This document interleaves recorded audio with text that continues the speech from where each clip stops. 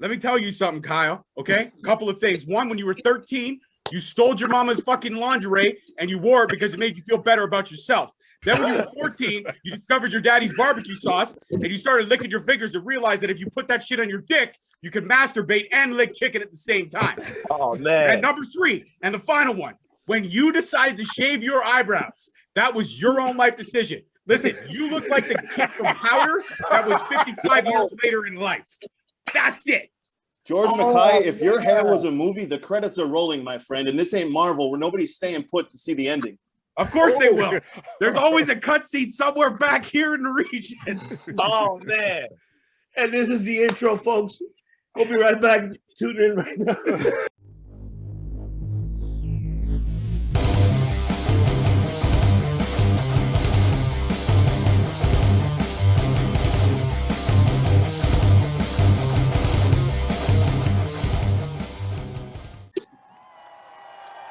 Welcome, everyone. This is the League of Extraordinary Podcast because we have the League of Extraordinary Podcasters here around the world, ladies and gentlemen. So let me go ahead and break it down to introduce everyone.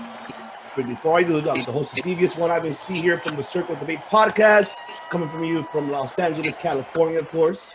Cali, the Cali weather over here. And then also, let me go ahead and introduce. He is the Heelz of all heels because he is definitely dirty, down and dirty, and he's running the East Coast like there's no tomorrow. The Kings of New York, and that is, of course, Kofi, Weedston, and the Stone from the Dirty Heelz Podcast. Hey, man, you know, I love you guys, man. I can't be nowhere else but here, man. I love you guys. Excuse my voice, man, but I'm here, man. I love you guys, man. I know that. We love you too, brother. You know, much love here. And also, we're going to introduce, because he's straight up, and he'll talk to you straight up. That's why he is Straight Talk Wrestling himself. Ladies and gentlemen, Mr. George Mckay. Thank you. I had a different hairstyle going into this, but somebody got in my head, and so I have to have it. And I'm okay with it. If I've learned anything from one of the other podcasters you're going to introduce, bald is sexy, and he makes bald look good. The other one, right. I'm saving him best for last week. Don't talk about Devin like that. He's right here. I acknowledge Devin. There you go. You the piggy. Exactly. And ladies and gentlemen, of course, he is not the prediction. He's a spoiler. He likes to spoil everything for everyone in the pro wrestling community and all over the world. That's why he is Mr. Spoiler himself. Mr. Cowboy, Joe from the Ring Podcast. Look at that. Look at that. See, it's the respect that I like. What's going on, everybody not named George? What? I get no love. And whatever. I like 3 of the other 3 out of 4 on here, and that's not bad. The 4th one, well, he can go barbecue sauce in his bedroom.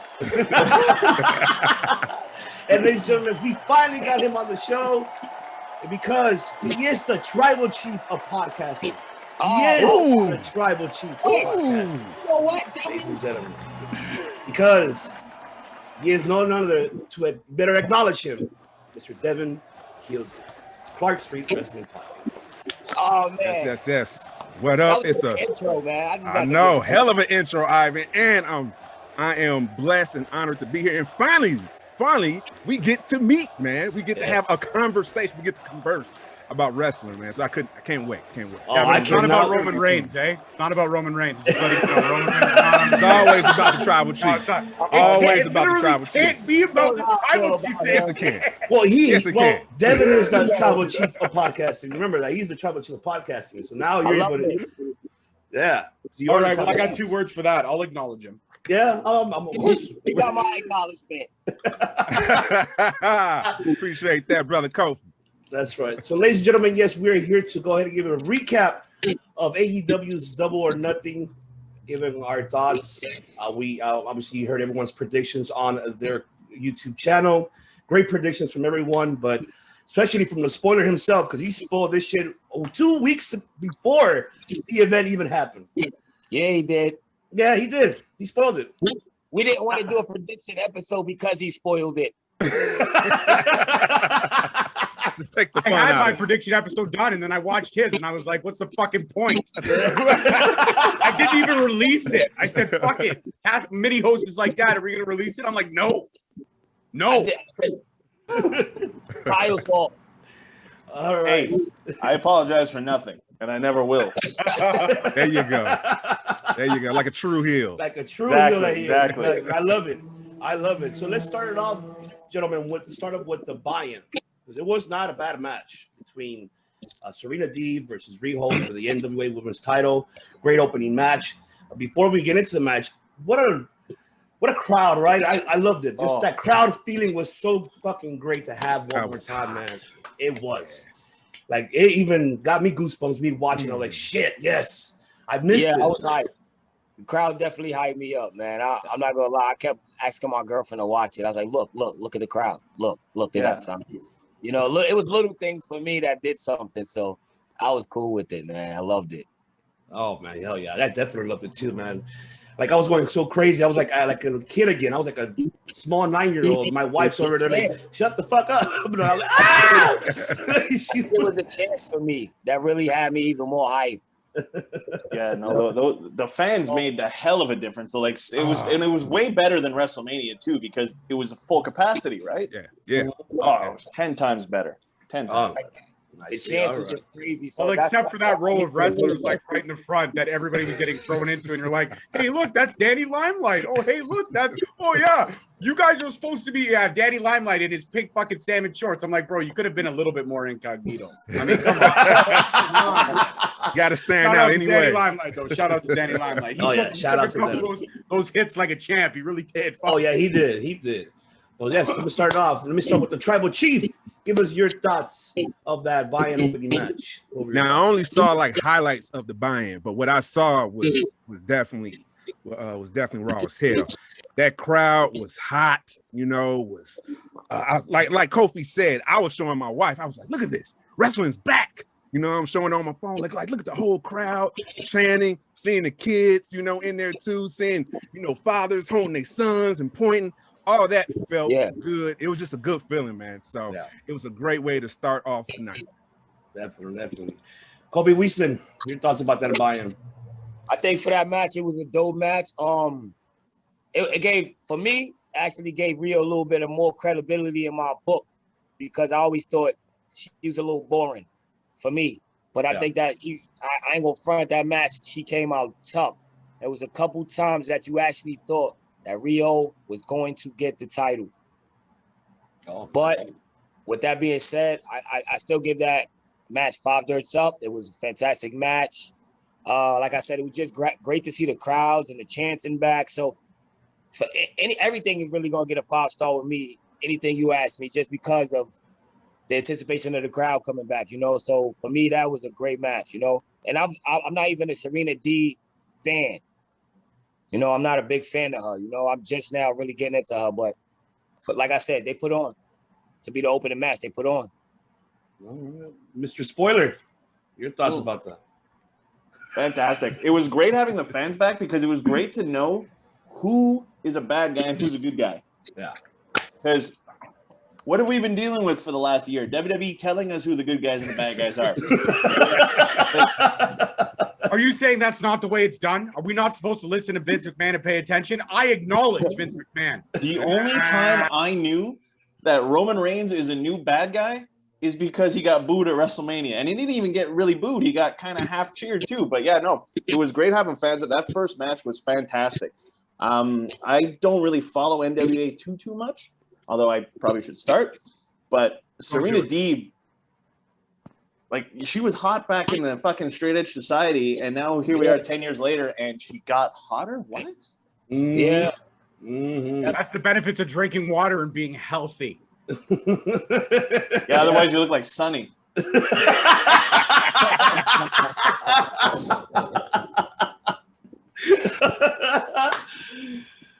Mr. Mckay, take it away. I'm pro NWA, man. So that match for me was great. Just again to see the crowd and see the crowd reaction, and much like Kobe said, you know, I wasn't a big fan of Riho, and it kind of gave me something more to pay attention to. And I think having Serena Deeb in that match, kind of being that ring general, made a lot more come off real, where she was able to kind of be a little bit more freer in her matches, because we only really got to see, you know, a short period of her before she kind of went away and then she came back, right? So I loved everything about it, and it was a great way to kick it off. It was a great way to kick it off and get everyone hyped. And it's kind of cool that even at the buy-in, they because a lot of times when you see that stuff on a WWE product, the crowd's still trickling in. I remember watching, it was one WrestleMania where Kalisto was fighting the U.S. title, and there was like 8 people in the front, and one of them was a dad yelling at his daughter because he wasn't going to get her any more merch. He like showed her 3 bags. Like, no, I was watching them more than I was watching the Kalisto match. It's just, Wow. Oh man, I could definitely say this match was great opening, and yes, I agree. It should be what WWE should do is actually do that, get everybody in attendance. They're sitting down, then start your pre-show, then the main card. That's the smart way to do it. But you know, that's WWE. Not bashing on WWE. I'm just saying that. But overall, this match was great. It delivered. Of course, Serena, I love her because she's becoming now a heel, and I love her being a heel. I think her being a heel in AEW works perfect because we need. I know we have a lot more female heels, but I think her being that way as well right now works great. She did an awesome match with Red Velvet, and this one with Riho. She's been kicking ass, and I love it. And just to clarify, Devin, Riho is staying. She's no longer going anywhere. She's full-time AEW now. Okay. She's done Thank already with clarify Japan. that. Yeah. You see, I do watch everybody's show. Oh, I know. I do. All right, so let's go now with the main card, now with the first opening match. And I'm going to let Mr. Mckay get his 2 cents on it. So which is Brian Cage versus Adam Hangman Page. Of course, we know the upset of that was Hangman Page winning that match. Now they're 1-1, uno y uno. So, Mr. Mckay, what do you see this storyline going? Do we see another trilogy? Talk to me. Well, Kyle may be the spoiler, but I am definitely, when it comes to wrestling predictions, I am the prophet. I'm not taking anything from Jeremy Prophet, but I am the prophet. Red lightly. Last time, I'm the Nostradamus of this shit because last time I was on Circle of Debate, I called it straight up with all of them there. I asked Matt, ask Ivan, ask fucking Chris there, El Director, fucking camera, motherfucker.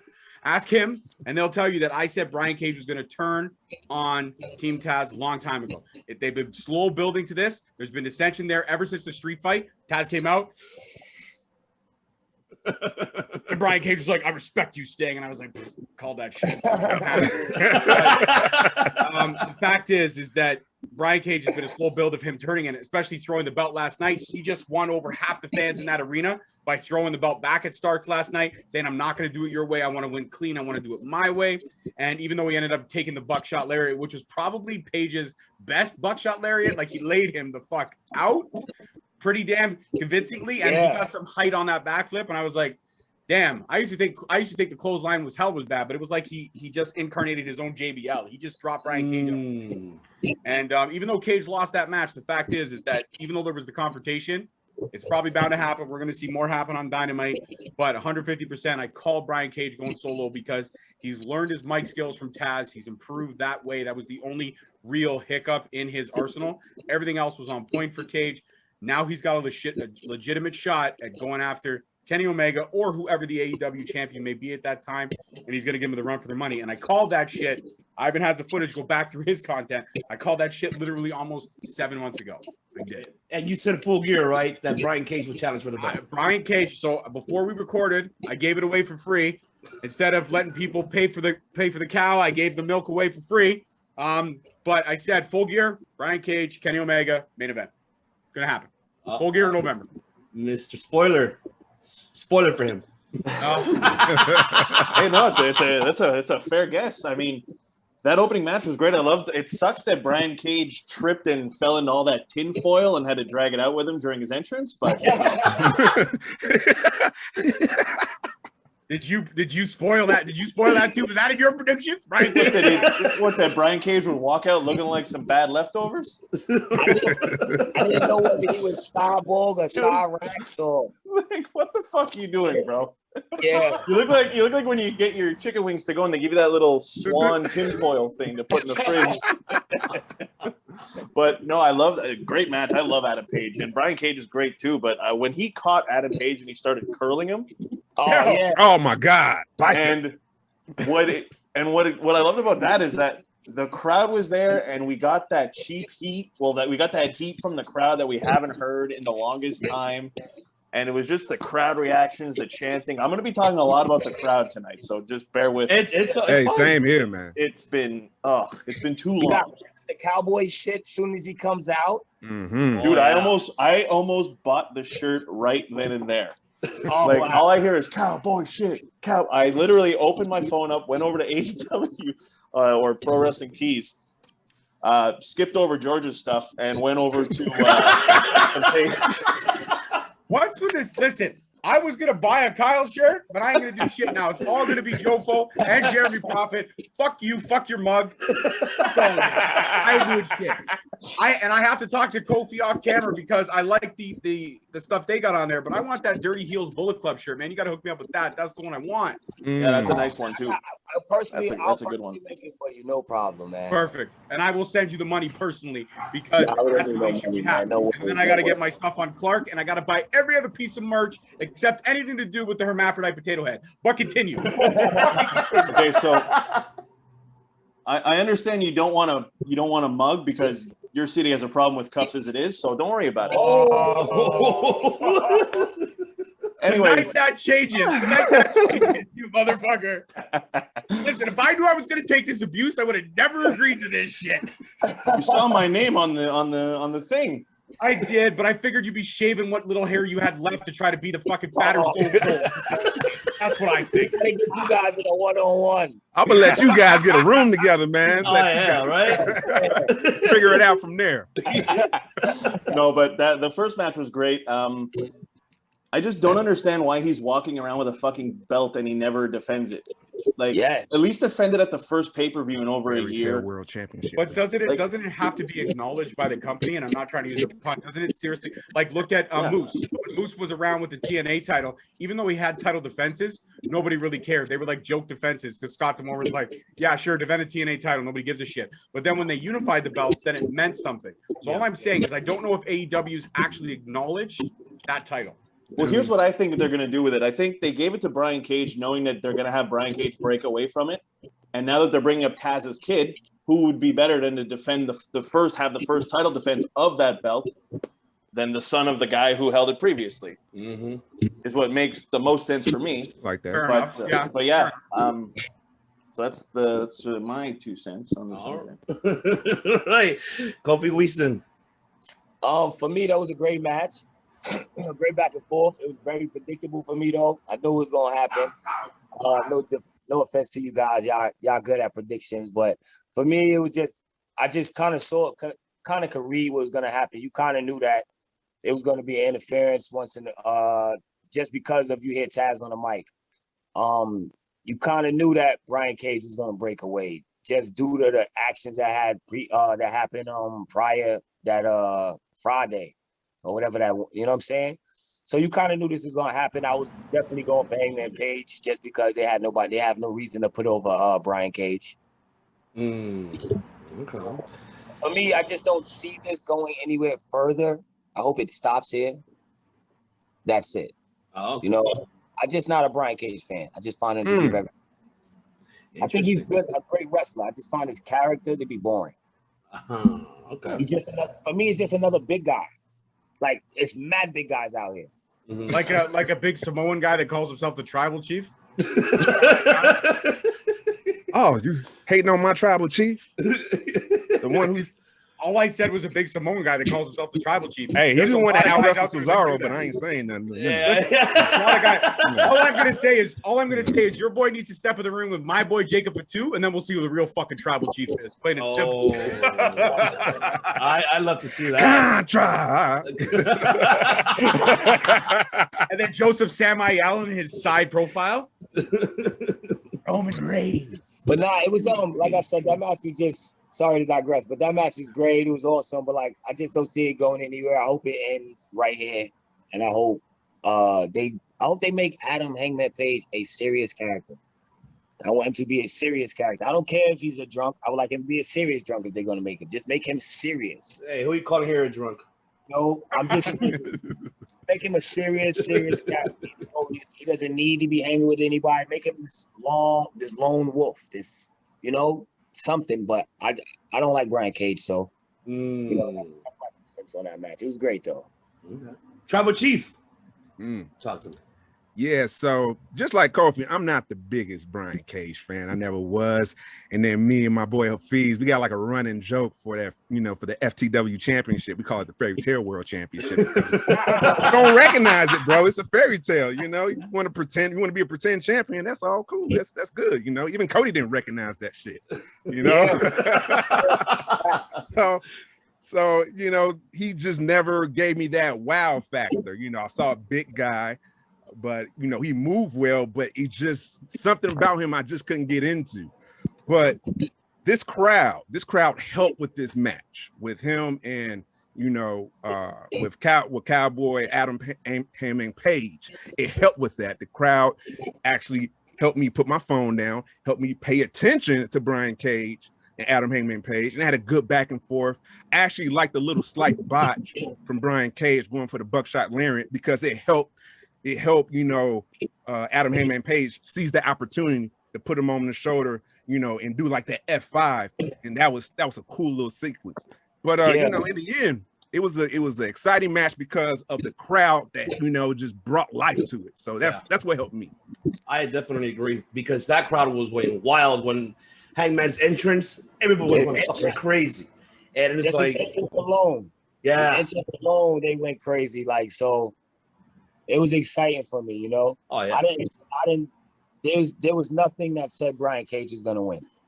Right. Oh, and just to clarify too, I'm not a Brian Cage fan either, but I appreciate what he can do in the ring for a big guy like that. He does have some agility, and he's a good wrestler. I'm not a big Brian Cage fan, but all I'm saying is I predicted this, and you're right. The Fairy Tale Championship, that's fucking genius. They should really call it that.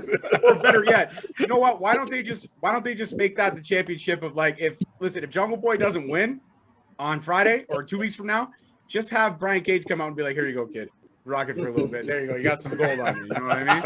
But I'm not a big Brian Cage fan either, but I will say that every time I see Brian Cage work, it's impressive. The only problem he ever had was his mic skills. Now that he's kind of got those under control, I'm not going to say he's going to win at Full Gear against Kenny Omega, but when he does face him, Kenny Omega will bring the best version of Brian Cage out, just like Hangman Page did. Hangman Page carried that match 150%, but we have to acknowledge that Brian Cage held his own as well. No, he did. And I think both of these guys, I think they both delivered, and I think nobody lost here. It was a win and win for both, for their careers, because it elevates both of them. And now the biggest question is what we're going to see Cage. What's the next feud? Yes, we're going to see him probably break up with Team Taz, feud with Will Hobbs, Ricky Starks when he gets better, and Will Hook later on. And then what's going to happen after that? See, that's always the curiosity of what's going to happen especially with Cage. Adam, I don't know either where they're going because AEW, what they tend to do, they throw like 4 different fucking storylines in one plot. And it's like, wait a minute, what are you doing here? You're going this direction, this way. Like, hold on. Give me a fucking story. There's one thing that I agree with Heelz and Devin, I agree with you guys that's the AEW's problem is they don't know how to tell a story yet. They still have a lot to work on telling stories compared to how WWE tells stories. Really? Because Tony Khan's like the best booker in the world, isn't he? I mean, that's what he said. Quote on that. I'm going to quote on that. I'm sorry. Are we not supposed to acknowledge Tony Khan as the best booker? I'm not going to acknowledge him as the best. Shut the fuck up. I'm not. Trust me, I'm tired of his shit too. I'm tired of his shit running his mouth too, and it gets annoying. Trust me. Well, it's like that tweet that I shut out a couple weeks ago. If you get an ego in this business, you deserve your failure. And eventually, Tony Khan's going to be his own undoing. Yeah. Tony Khan and all the shit he talks, and the fact he runs his mouth. And the fact is that if honestly and truly, if Vince McMahon said, you know what, I'm done. Let's get in the ring and let's fucking handle this, which would never happen. But if we go, circa 1998, Eric Bischoff, NWO, if Vince McMahon cut that promo and was like, listen, I'll beat you in the fucking ring. Tony Khan would be like, I'm going to get my dad's bodyguards after you, bro. And it would just, that's the way it would end. Tony Khan is really great when he's got everyone else behind him.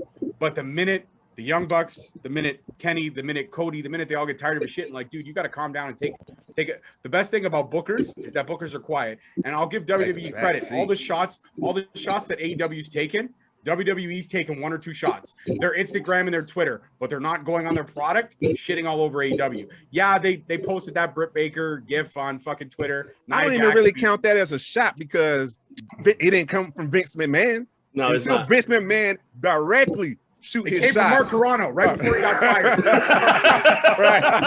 Mark Carano. Yeah, that sounds about right. But all I'm saying is that Vince he's never taken a shot. He's like, whatever. At my age, I don't give a fuck. I'm making billions. I sold my shit to fucking NBC for Peacock Network for billions.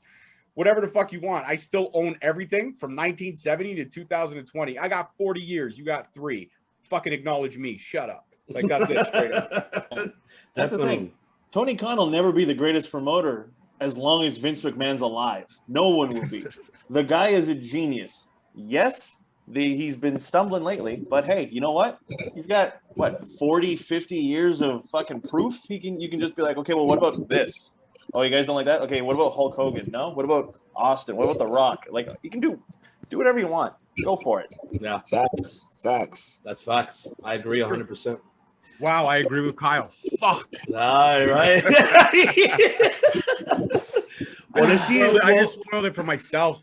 Well, see if you can spoil this one for him. So let's talk about that AEW Tag Team Championship match. The Young Bucks beating Jon Moxley, Eddie Kingston. I'll digress very briefly. That match was great. Instant classic. I'm saying that right now. Why? Because for the first time, we see a wrestling match out of the Young Bucks. We don't see high flying as much. We don't see none of the aerobatic shit. This was an actual wrestling match with two tough brawlers that actually can wrestle.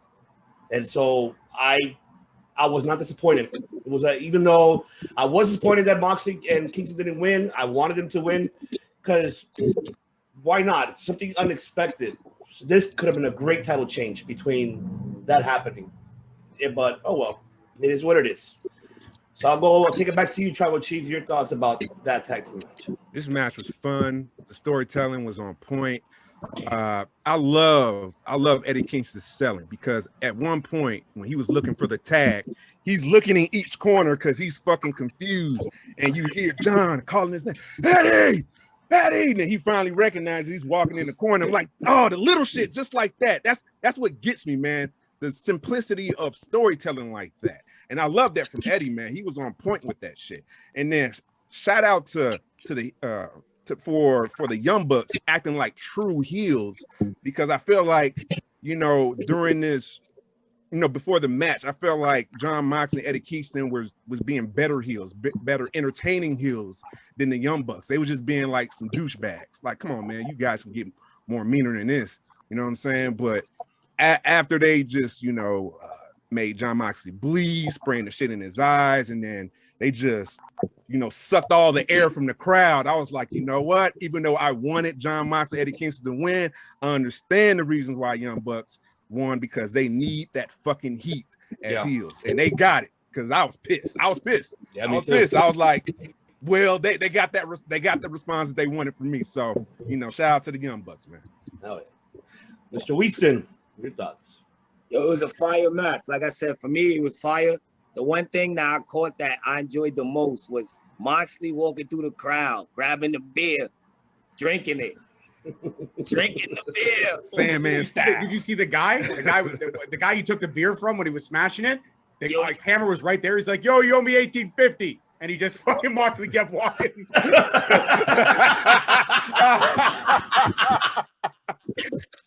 Like I said, yo, like the little things, like my man Derek said, the Tribal Chief said, man, the little things, man, like him drinking that beer, them coming down with the sneakers, man. The sneakers, man, made a lot.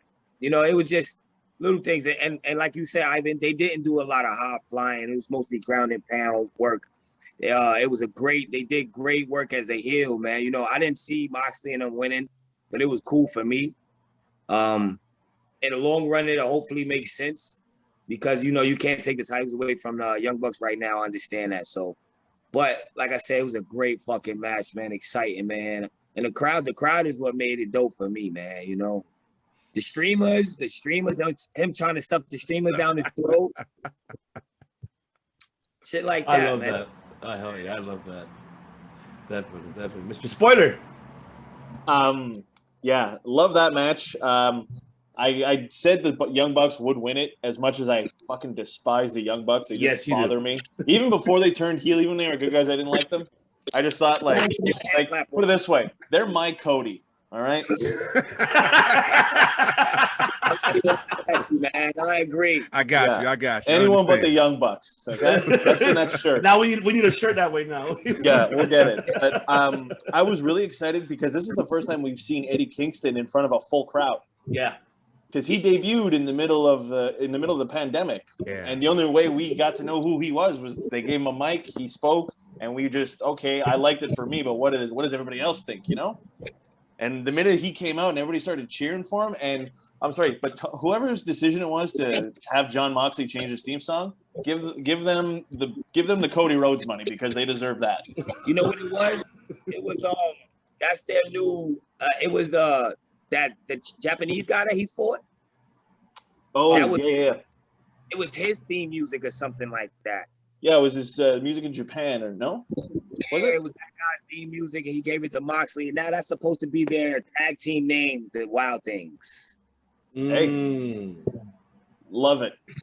Yeah, loved every minute of it. I thought at first that Jon Moxley, he tossed one of the shoes into the crowd during the entrance because I noticed it was gone, and I'm like, he did not just shoot like a 1 in 50 pair of fucking rare shoes, and then you see him asking Eddie Kingston for it, and he's looking for it, and he's like, yeah, it's over there. Oh my god, it was great. Yeah, no, and like Devin said, the little things is what brought it out for me too. Oh yeah, you would have got that shoe back if you'd have tossed it my way. You know, no, I would have been like, "What shoe? What? Yeah, what shoe? What? Ban me for life. I'm not giving that shoe back. If you're gonna do a 1 shoe, the same thing I could do with 2, motherfucker. Sell them. And no guy with a fucking nose ring is taking a shoe from me. I'm sorry. Yeah. Not happening. Guy with face jewelry and highlights. Get the fuck out of my face. They're called guy lights, bro. Guy lights. That's George, my first take it time away, hearing. bro. And they looked real pretty. I saw some dudes blowing them kisses from the crowd too. Oh, man. Real surly looking characters. Holy shit. Crazy, George, man. take it away, bro. All right, well, I'm going to steal his nickname right now, but I might as well take the hat off so we can have the same hairline. But Kyle, I'm going to spoil something right now. Listen, you guys may be shocked about this, but what made this match for me was not the match itself. Yeah, I'm a fan of old school 80s tag team wrestling, so it had all of that and more. But for me, what sold it was the background players. Brandon Cutler, the Good Brothers, they sold it for me. And I give a shout out to Doc Gallows. Didn't have a match on the card, but he had like 15 wardrobe changes. Good for you. Like, fuck me. That guy had, every time he's coming out, a different jacket. Like, fuck, he's probably got his own elite trailer just for his wardrobe. How many glasses do I need? Like, it was crazy, but it was the background players for me that did it. It was the audience being as hyped as they were. Jon Moxley stealing a beer thing, and he told you owe me $18.50. Eddie Kingston looking like he smoked 3 or 4 fat ass fucking joints before he walked out of the arena. Like when he's holding the shoes, I don't know if anybody saw it when they were walking through to the glass door to go out the side. He's holding the shoe. There was a craft service table. He stopped for 2 seconds. He was like, oh shit, got to keep moving. But he stopped and looked at the craft services table. Like he was like, he had a second thought. Is it okay if I should reach for like some cheese real quick? Because I'm fucking God. But the background players for me did it. The match for me was subpar. It was actually probably one of my my second least favorite match of the night. My least favorite one we'll get into a little bit later in the car. But it was the background players. It was Carl Anderson coming out looking like a Mario, a character from Mario Golf. I don't know what those oversized shorts were. Doc Gallows with his 19 wardrobe changes, and Brandon Cutler, man. Brandon Cutler with that stupid spray. That's been what sells me. It makes it adds to the heels that are the Young Bucks, but the match was subpar. It was not the best tag team match that I have seen in AEW. Right. All right. Wait, before we go off that, the commentary was superb, though. I'm gonna. Yes. Yeah. Yes. When JR was paying attention. Yes. Yes. But also God. Don Callis. He wasn't being Callis vague really too is- with his comments. No. Yeah. Callis is a really underrated commentary guy, though. Don Callis on commentary is fucking genius. It really is. Man, if you Yes. hear his stuff, if you go back to New Japan and hear his stuff, him commentating, fucking phenomenal, man. Oh, even Don the shit Callis. he's done in Impact. The shit he's done in Impact was great. Yeah. It was really, really, honestly and truly, really, really good. Oh yeah, definitely. Now I didn't mean to digress though. My bad. go ahead. The commentating though, it was some were good, some were like, what is JR saying? Like, and then he was coughing throughout some of the matches. Sorry. See the one shot they showed like right before the Stampede match, Tony Schiavone's right there, but he's got his hand over the face where JR's like, well, we're gonna get into this slobber knocker. Tony Schiavone's like, man, it's bad. I think that's the only thing that they need to work on. I'm kind of happy that at least Excalibur elevates it as much as possible. But I don't understand why these 3-man commentary teams are a thing. Excalibur and Tony Schiavone would be fine. JR could come back for special matches, make him like a guest, but not a permanent member. I don't know where we got away from the duos to these trifectas, but the trifectas are horrible. Even now that WWE is bringing in all these MMA commentators, like, I don't give a fuck. Just give me Saxton and Corey Graves. Like, one's a heel, one's a face. That's all you need. That's what you need. You don't need 3 voices, because sometimes you can hear Schiavone trying to be like, and JR's like, I was like, I don't fucking care. I stopped caring. Sometimes I watch the matches and I mute them because I don't want to hear JR. I really do. Oh man, poor JR. He needs to retire already, but it is what it is. But then let's get into the casino battle royale, which Kyle did not spoil it, by the way, because he did not make his prediction on that.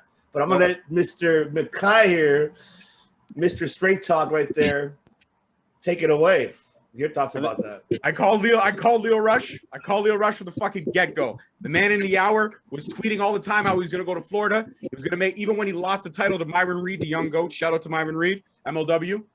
Even when he lost the second Myron Reed versus Rush 2 to Reed, and Reed regained his title. Even at the end, when he was on the Raptors and he's all, sulking and stuff, he's like, I'm going to go to Florida. Really? Why? Oh, I wonder. AEW. So when he came out as the Joker, it was not a surprise. What was surprising is how quick he got ejected from the match. Yes. I really thought it was going to come down to him and Jungle Boy. I really did. I thought it was going to come down to him and Jungle Boy. But at the end of the day, I called Jungle Boy from the shot. As much as I'm not a fan of Jungle Boy, just because I think the character needs a lot more layers to it. And I think Jack Perry is a great talent. I just think we got to just come out as Jack Perry. I'm one of those guys who's OG. I just come out and be real. The Jungle Boy thing and Luchasaurus and fucking that midget. That fucking ginger midget. I hate that fucking kid with the passion. Like, I hate Marco Stunt, man. What has he done to you? If the purge, I don't know what it is, but it's like Kyle. When I see him, I gotta hit him. It's just got that face. I gotta punch your face. That face. Something about your face, man. Right. You know what? Not everybody's gonna get along. Listen, Kyle's my brother, but he's the brother that I want to stick in an attic and shove pancakes under the door every 3 weeks. But the fact is that, and Kyle, I do love you sometimes, a little bit, like small amount. But the fact is that I don't know what it is. Like Jungle Express, I never got over it. The only one from there who's going to have any success is Jungle Boy, but he's got to get rid of the Jungle Boy gimmick. Just come out as Jack Perry, a kid who loves wrestling, a kid who's good at wrestling, a kid that's talented. And what I hate the most is knowing in 2 weeks I'm going to get him versus Omega. I'm also going to get fucking Luchasaurus and Marcus at ringside, and I don't want that. I want it to be Jungle Boy versus Kenny Omega. Yes, the Good Brothers and Don Callis are going to be there, but I definitely want to just see Jack Perry shine. And he's not going to shine as long as he's with Jungle Express. And he's over. He is over like Hangman Page right now. They are the 2 most over guys in AEW. And yet neither one of them is getting, listen, just drink a lot. And cheers to the fat girl in the front row that paid $1,000. Okay. Okay. And the other one is just, listen, come out and just ride this guy's shoulders. No, man. Jack Perry's a talent. Go back and watch any of the GCW stuff, any of the GSWs, any of that stuff, and it's fucking crazy. It is so good how good Jack Perry was in the Indies. Now so much, he's not. And that's because, again, an oversaturated roster, AEW has focused so much on guys like the Young Bucks, guys like Jon Moxley, guys like Eddie Kingston, which are great talents. But you have to start building your future. And that's one thing that I will say NXT does very, very well over AEW, Dark, Elevation, and Rampage, whatever the fuck you want to say. Listen, have 19 shows. You can spread your roster out all you want. Doesn't make a difference that you're oversaturated, and now you're just trying to find things to highlight your talent. Just build up from within. The guys that came out in the Casino Battle Royale from the factory, they were the bright spots of the night. Those 2 cats from the factory, they were really good and showed potential. That's what I want to see more of. I'm tired of seeing the Matt Hardys. Mark Henry came back last night. Why do I give a fuck? I don't. I don't Stop either. being I'm sorry. W 2.0. That's exactly what you are. Next time, AEWCW. Thank you very much. Yeah, All that how it is. I'm gonna say am. the next Yeah. time they bring back a legend, I'm gonna send Kyle the best toupee money can buy. But the fact is that it's over. Kofi and I talked about this at my State of the Union almost literally 14 months ago, which we got to do another one, by the way. I just did one with Clark Street, which was fantastic. The state, and we talked about it, the same thing. A year later, we're still talking about it. 2 words: oversaturated roster. Sorry, that's 3 syllables, 2 words. Oversaturated roster. It's too many people, and you keep highlighting. Basically, if Cody and the Young Bucks are supposed to be Hulk Hogan, Macho Man, and all those guys, then you've got bad booking, you've got bad everything. So Tony Khan with I'm the only Khan in the business, you shut the fuck up.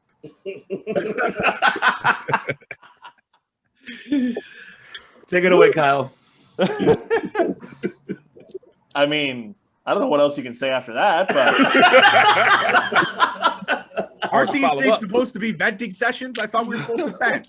Yes, I mean, I know why George hates Marco Stunt so much. I mean, it's not very often he was at the Keebler Elf Factory and he got shut down for some cookies. So all bad. I saw that coming. As soon as he said it, I knew exactly where to fucking go. Listen, whatever. Big is sexy. That's all I'm gonna say. Or me love my wife. Absolutely. Say what you were gonna say, fucker. No, I just love how everyone's like, oh yeah, AEW, it's its own company, blah blah blah. Who were the last 4 guys in the ring at the fucking Royal Rumble at the Battle Royal? WWE guys.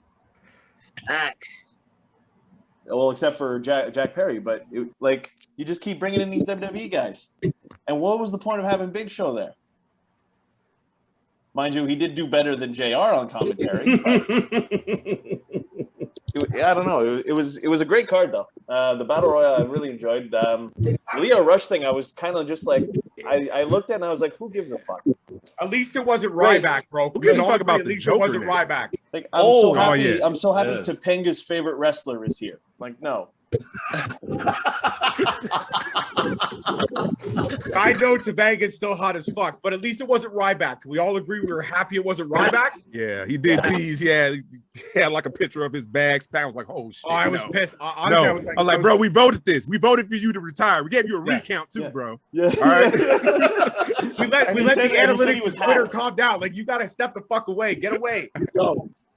Like, dude, you weren't hacked. Nobody likes you. Big dumb vegan bastard. I'll give you some cyanide, you son of a bitch.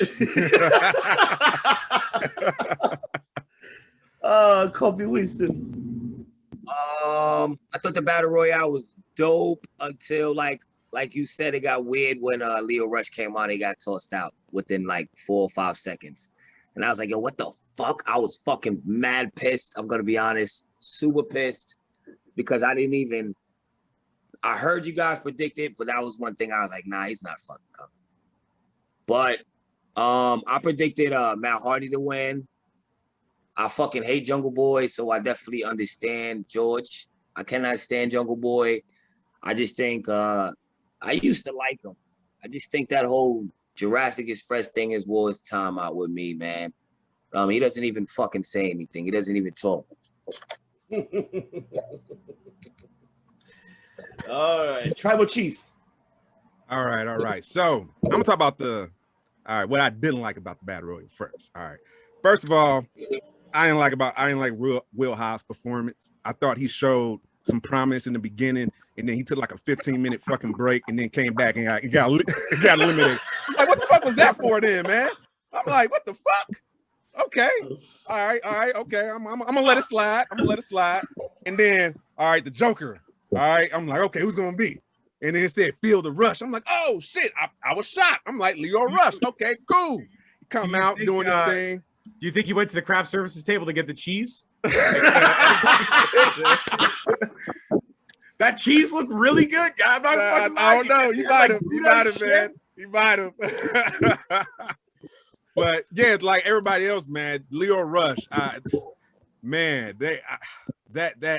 that performance was definitely insane because he came out hot, but then he was hot for 5 minutes. He was just gone. I was like, all right, you know what, AEW, I don't care about your Joker card anymore. I do not care. Last year was Matt Sydal. You saw how that fucking worked. You know what I'm saying? I'm done with the shit. All right, we don't need this big reveal for Joker anymore. But that's the point of the Joker card. It has to be a joke. I mean, there you go. You know what? You go. That makes sense. What about the? Sorry, Kofi. What'd you say? Pentagon came dressed like the whole damn card.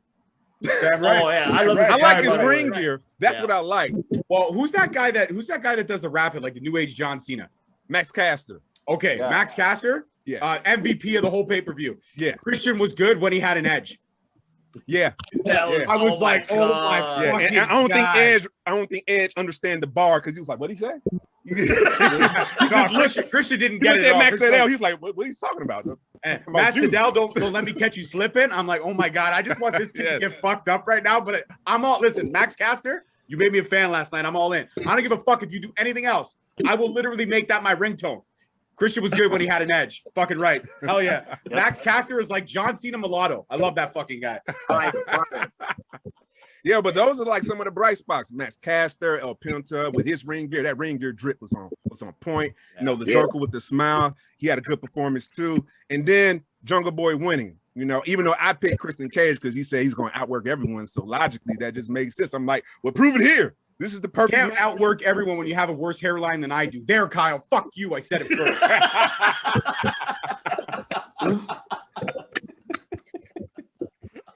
Hey, George, give me back my bullets. No. But that's it, man. That's my 2 cents about it. It was a mixed bag. It was a mixed bag. Just to touch on what Devin said, that's another thing too about the whole pay-per-view was the pageantry. Like some of these wrestlers, they went above and beyond with their gear and their entrances. Like they were like, it's our first pay-per-view back with a crowd. We're going out. We're going balls to the wall. See, I find the entrances to be lacking. I'll be honest with you. A lot of the people when they come out, like I'll give WWE one thing. When somebody comes out with an entrance, even if it's somebody you hate, you know they're out there. Now I get it. Production-wise, they're nowhere near a WWE when it comes to production. I get that. But I just felt, and even my wife did, who's a longer wrestling fan than I am. My wife was like, I don't know, like the entrances bore me. The entrances bore me. The only thing that got us Pyro was kind of weak, man. It was like, pew, pew, right. pew, pew, Yeah. And the only one that got any decent pyro was fucking Miro. And he's still go. Okay, first off, you can't be the best man when you beat up the groom. Can we drop that? And that's the thing too. Why was he so mad at him? The dude was probably on his honeymoon. Leave him alone. That's why he's not answering the phone. trying to smash, man. Right. Have you watched the show? You can't smash if you can't stay on a bed. If you can't stay on the ropes, you can't stay on a fucking bed for fuck's sake. Then again, I'd be wondering where all my friends are if I was fucking stuck at home with Lana all day listening to her. Goddamn. There's one way to stop that. She hit you with the Russian voice all day. Oh. Unless she's talking with that accent. I don't know. When she talks with that accent, she reminds me of Bridget Nielsen from fucking Rocky IV. Yeah, Chicago is going to be the future. It's like, shit. Well, my ring's outside. When Rocky started talking retarded, that's when I was like, yo, this is good. Right? I'm going to beat this guy. When she was with Rusev and they were doing the Russian thing, they came to we had a Raw in Montreal, and I was third row from the ring, so we started chanting at Lana. So I started yelling Lana spelled backwards, and then after a while, people started to realize what Lana spelled backwards meant, and they started fucking dying of laughter. Then at one point, she kind of turned. It was funny. Oh my God, I love it. But I agree with everyone's points. I did. Yeah, look. Huh? There That's all he heard. I'm sorry. I'm short on command. I be high a lot, so. Listen, instead of backdoor to China, just call it backdoor to Lana. Or how about Lana is the back door? Oh, wow. Are we talking about the Rusev match now? Not yet. Not yet. Not yet. We're almost getting there. I'm high too. I get off topic a lot. Yeah. It's all good. But like I said, yeah, I agree with everybody's points. This battle royal was kind of like pointless. I was expecting Cage to win. I picked Andrade to show up, but I guess not. Leo Rush. I was happy with it, but yes, I agree with all of you guys that I don't know if it was a botch. I'm hoping they have an explanation of why the hell they only had him there for like what? Not even more than 5 minutes and eliminated that quick. Like what the fuck? What's up with that? Like what the fuck? I mean, come on. Like that. What a debut for nothing, pretty much.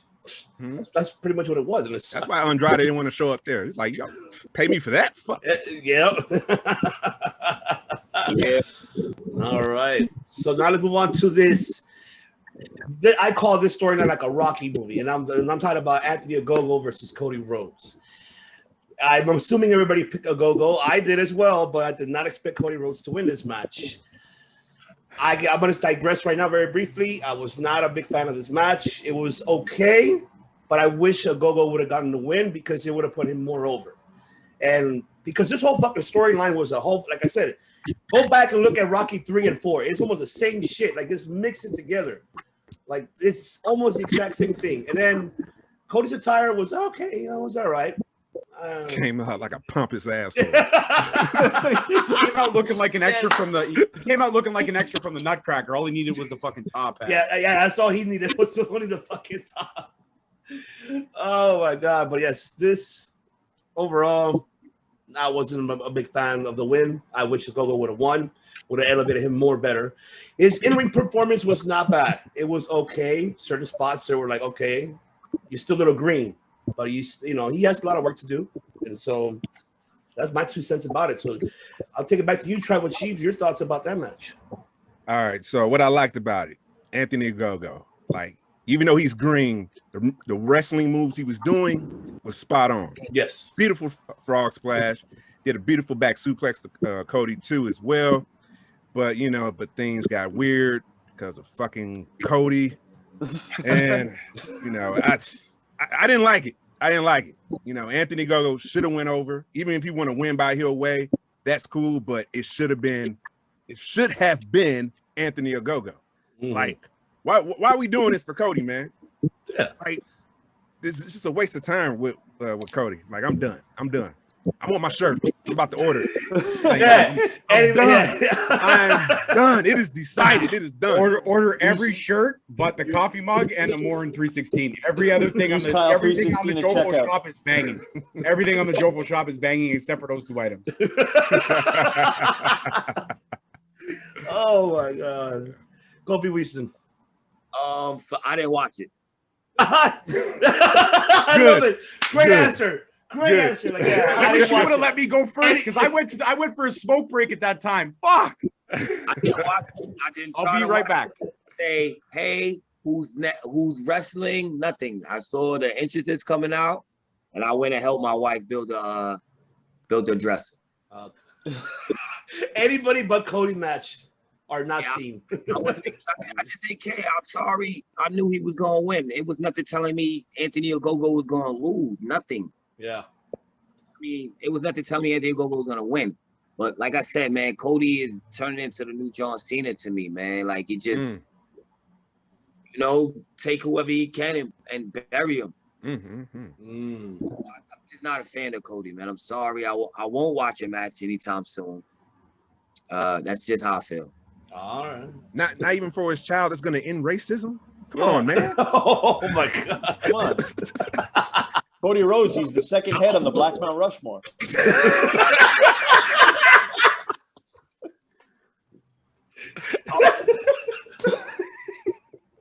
His child is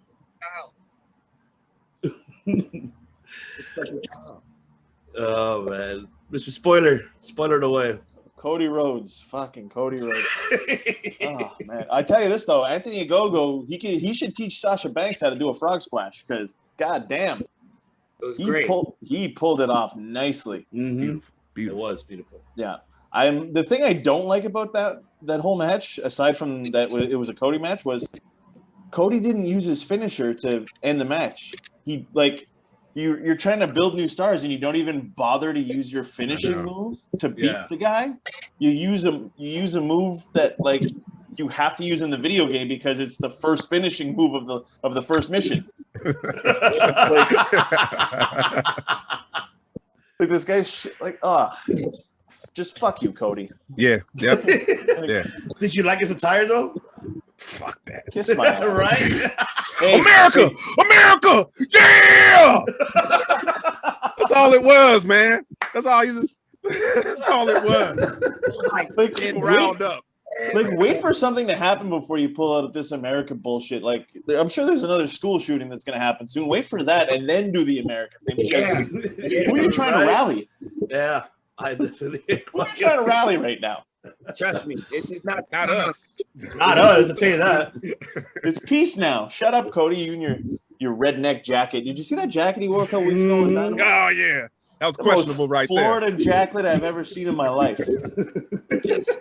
I'm done with Cody. I don't care what he does, where he does it at. I won't watch it. I won't. You know what I mean? There you go. He's got. We have anti-Codys here. Let's see if Mr. McKay's anti-Cody. Take it away. You know what? Is it wrong to say that there was this meme the other day on Facebook where it was like best feud of 2021, Cody Rhodes and Brandy Rhodes versus Indifference?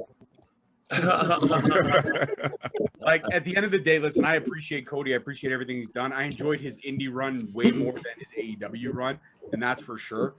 The fact is that, dude, you're better behind the camera. And even when I got to speak at the media conference, everybody was focusing on what a Gogo was saying and how hot a Gogo's promos were. And they were. Gogo's promos were fire, man. And that's what built this matchup to be something special. When you go into it spitting that much truth and that much fire, and then to win that way, and then the ref gives QT Marshall shit for pushing the ropes forward. But did anybody see Arn Anderson literally fucking stretching the ropes out as far as he could for Cody? But we're not going to talk about that. We can't talk about Arn Anderson doing that. But I mean, that's typical AA. That's what he does. He did that for Ric Flair for years of his career. So the fact is, this match was. I went out for a cigarette the first 15 minutes. I came back and watched the last like 3. And when it ended, I was like, cool. Maybe hopefully this will finish before midnight. It didn't, but. At the end of the day, the match was what the match was. I really wish this would have been probably the match after Brian Cage, to be completely honest with you. It shouldn't have been this deep down the card. And that's just I agree. I think it should have been like one of the second match right after that. It should have been on the buy-in. No, I'm joking. It should have been on the buy-in. Actually, Serena Deeb and Rio, that match would have been better on the main card. Way better than. Are we going to talk about the women's match yet? Because I got a lot of shit to say about that one. We're heading to the TNT one right now. So okay, perfect. So now let's talk about the TNT. Lance Archer versus Miro.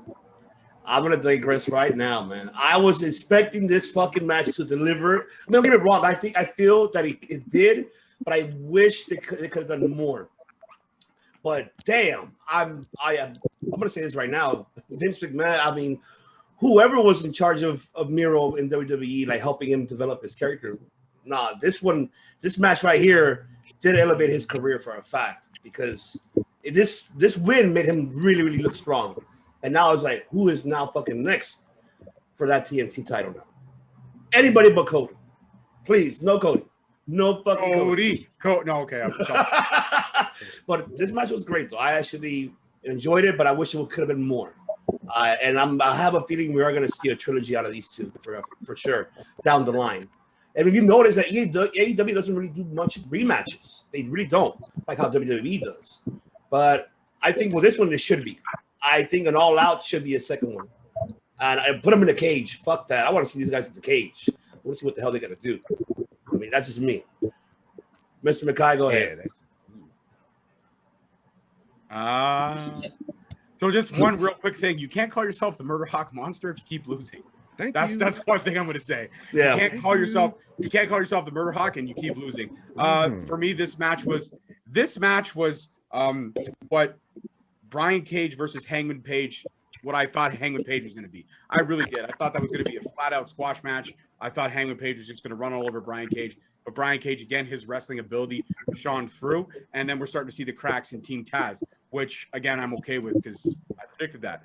But the fact is that this match, Ivan, I see what you're saying. I get it from that perspective, but I didn't see it the way you saw it. I saw a match that just took way too long to get to the point. And by the time it did, and also too, no offense, I'm an animal lover. If that fucking snake was in that bag, I was going to be pissed. I know it was fake, but I'm sorry. I'm a vegan. How the fuck you think I felt? I was like, what the fuck? What the fuck, Miro? What the fuck? Okay, listen, my 5-year-old walked by the TV at that point, and I was like, oh, Jake's coming out with the steak, and then Miro threw the bag. My 5-year-old started bawling. It took me the rest of the match to calm her down because she said, Daddy, the big hairy guy killed the snake. I go, he didn't kill it, buddy. It was fake. I'm sure it was. I was gonna message on. So I was gonna tweet fucking AEW. If that was a real snake, you guys suck ass. You guys fucking suck balls. But that match, they would have had fucking. They would have had WWF Foundation, PETA everywhere. I didn't see the match.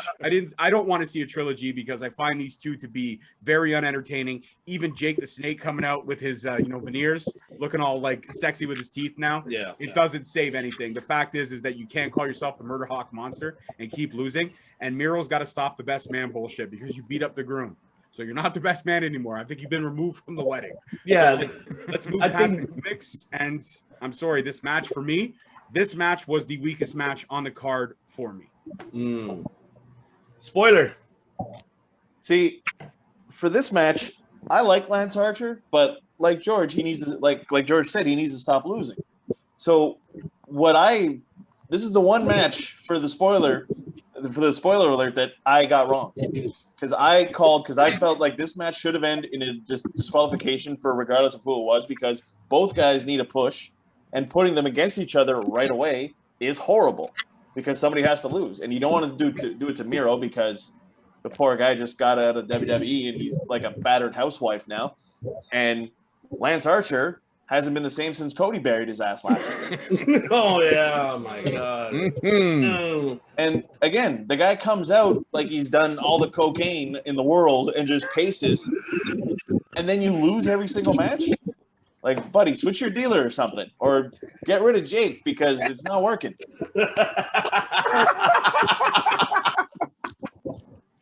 Oh, shit.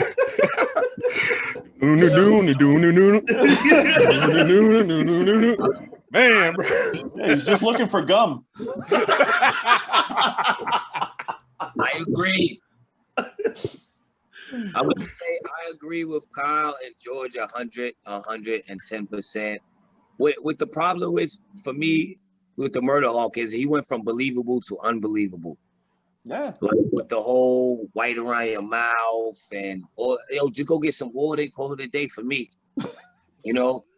I just can't do it. It's just mad unbelievable. Like Kyle said, it should have ended in disqualification. You need to get both of them over. You need to get them both, let them both still seem like they're strong.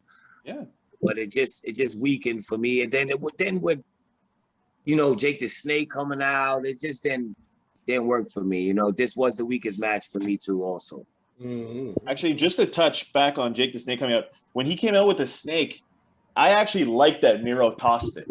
Yeah, I did, because Miro's like an old 80s bad guy. He's like a huge Bloodsport fan in real life, so he does a lot of these like 80s bad guy mannerisms, such as getting rid of the snake. Like when Earthquake squashed it back in the day, he did the whole Bloodsport, Bolo of Bloodsport. Yeah, he did the Chun Li. I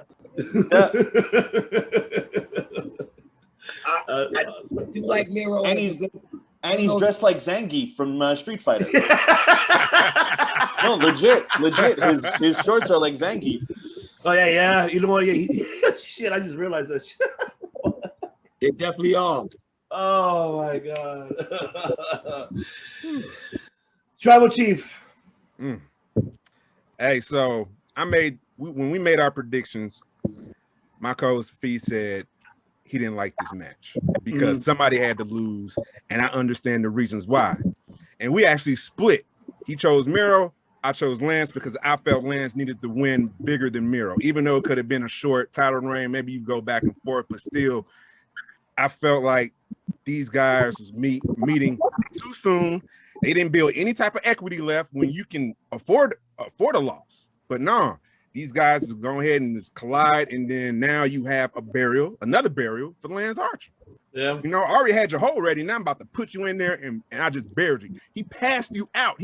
Even though he didn't tap out, dude, you got passed out. The Murder Hawk, this monster, got choked out. Yeah. Horrible finish, horrible match. It was just too soon. What was that? You said this Murder Hawk monster got choked out?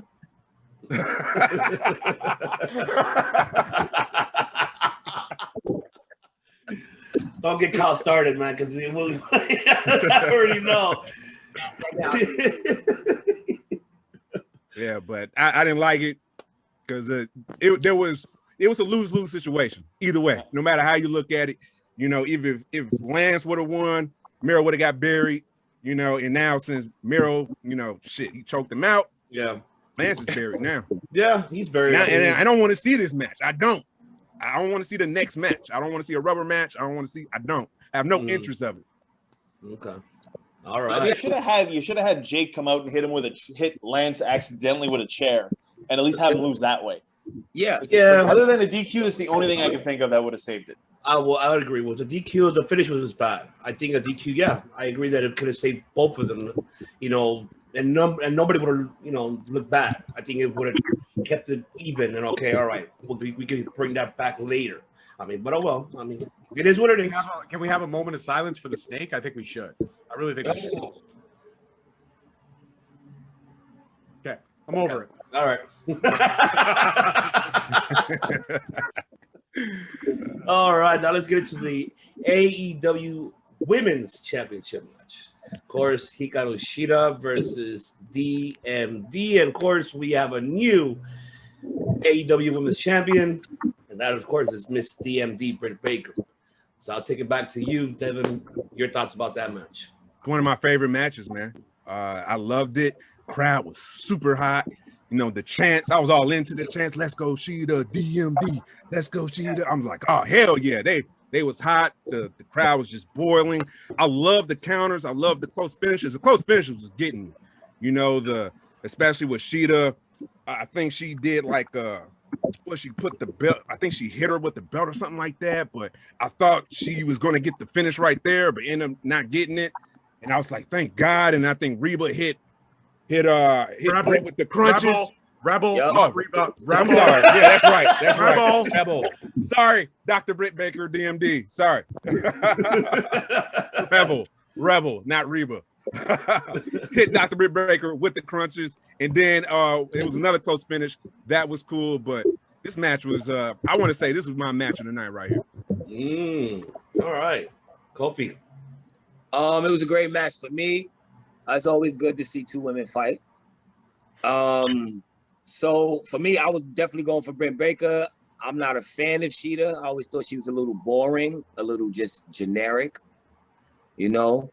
So, but it was also good to see Shida win, like my man Tribal Chief said, the counters, the reversals, the back and forth, like they knew each other 100% already was fire. So, and then the storytelling prior to this already, man, the promos and everything, even coming up to the match was fire. So, you know, I give it a thumbs up, and I can't wait to see Britt Baker on Dynamite, you know, with the belt. I can't. Definitely. Oh yeah, that Michael Jackson glove, by the way, excellent touch. Oh yeah, I love that. Loved it. Hell yeah. All right, Kyle. Loved it. The Britt Baker era is here, and I couldn't be more happy. I said it. I've been saying it all month, ever since that match got announced. I'm like, it's time. Like, I'm giving you this spoiler away for free. It's gonna happen. Britt Baker, DMD is your new champion. It has to. No. And then WWE knew it too. That's why they had to throw that GIF out there. And I know it wasn't Vince McMahon, but you know. Oh yeah, it was part of the other con, the Nick Con. Most likely it was the Nick Con. Can't talk about him. Can't talk. Oh, no, that's right. Yeah. But yeah. No, great match. I loved when Rebel hit her with the crutch, and then you thought it was almost over, but then she kicked out. And everybody was cheering because a heel kicked out. And that's why I love having fans back, because there's nothing like it. Mm-hmm. Yeah. Definitely. Mr. Mckay. Everybody's gonna hate me, and I'm okay with that. But I'm a big fan of women's wrestling, and I think we've been spoiled with some great matches this year. One being an AEW match, which was probably a match of the year candidate for me, was that unsanctioned match. Thunder Rosa and Britt Baker made me a fan of her that night. I was not all in, but to use a pun, I became all in. After that, I was really looking forward to this match. But I guess because I've been so spoiled with the fantastic women that we have over here and the matches that I've seen over here. I've seen 2 women in a steel cage take each other to the limit over here.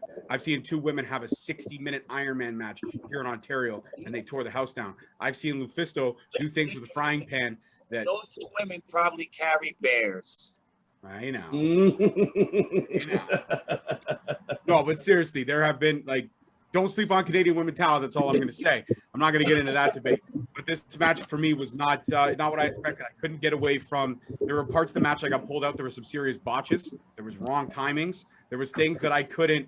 It took me out of the match. And yes, you're right. Having the fans back, Kyle, made a huge difference. The crowd was electric. I even got hyped up because of the chants. You're absolutely right, Tribal Chief. I acknowledge you there for that one. Hopefully you said the same thing. But the fact is that this match was probably the second weakest match on the card for me, just for the simple fact that the only way this match works now, and I'm going to give this spoiler away for free, is that the only way that the era of DMD works, she has to surpass Shida. So we cannot have another champion for another year plus. That's the only way in my eyes this whole thing works. If she loses it any time before Shida, none of it matters. None of it matters. She has to rock this out for 400 plus days. She has to. That's the only way it works, Kofi. It's the only way it works, brother. I think the downside of this is that the fans didn't really get to see Shida be a champion.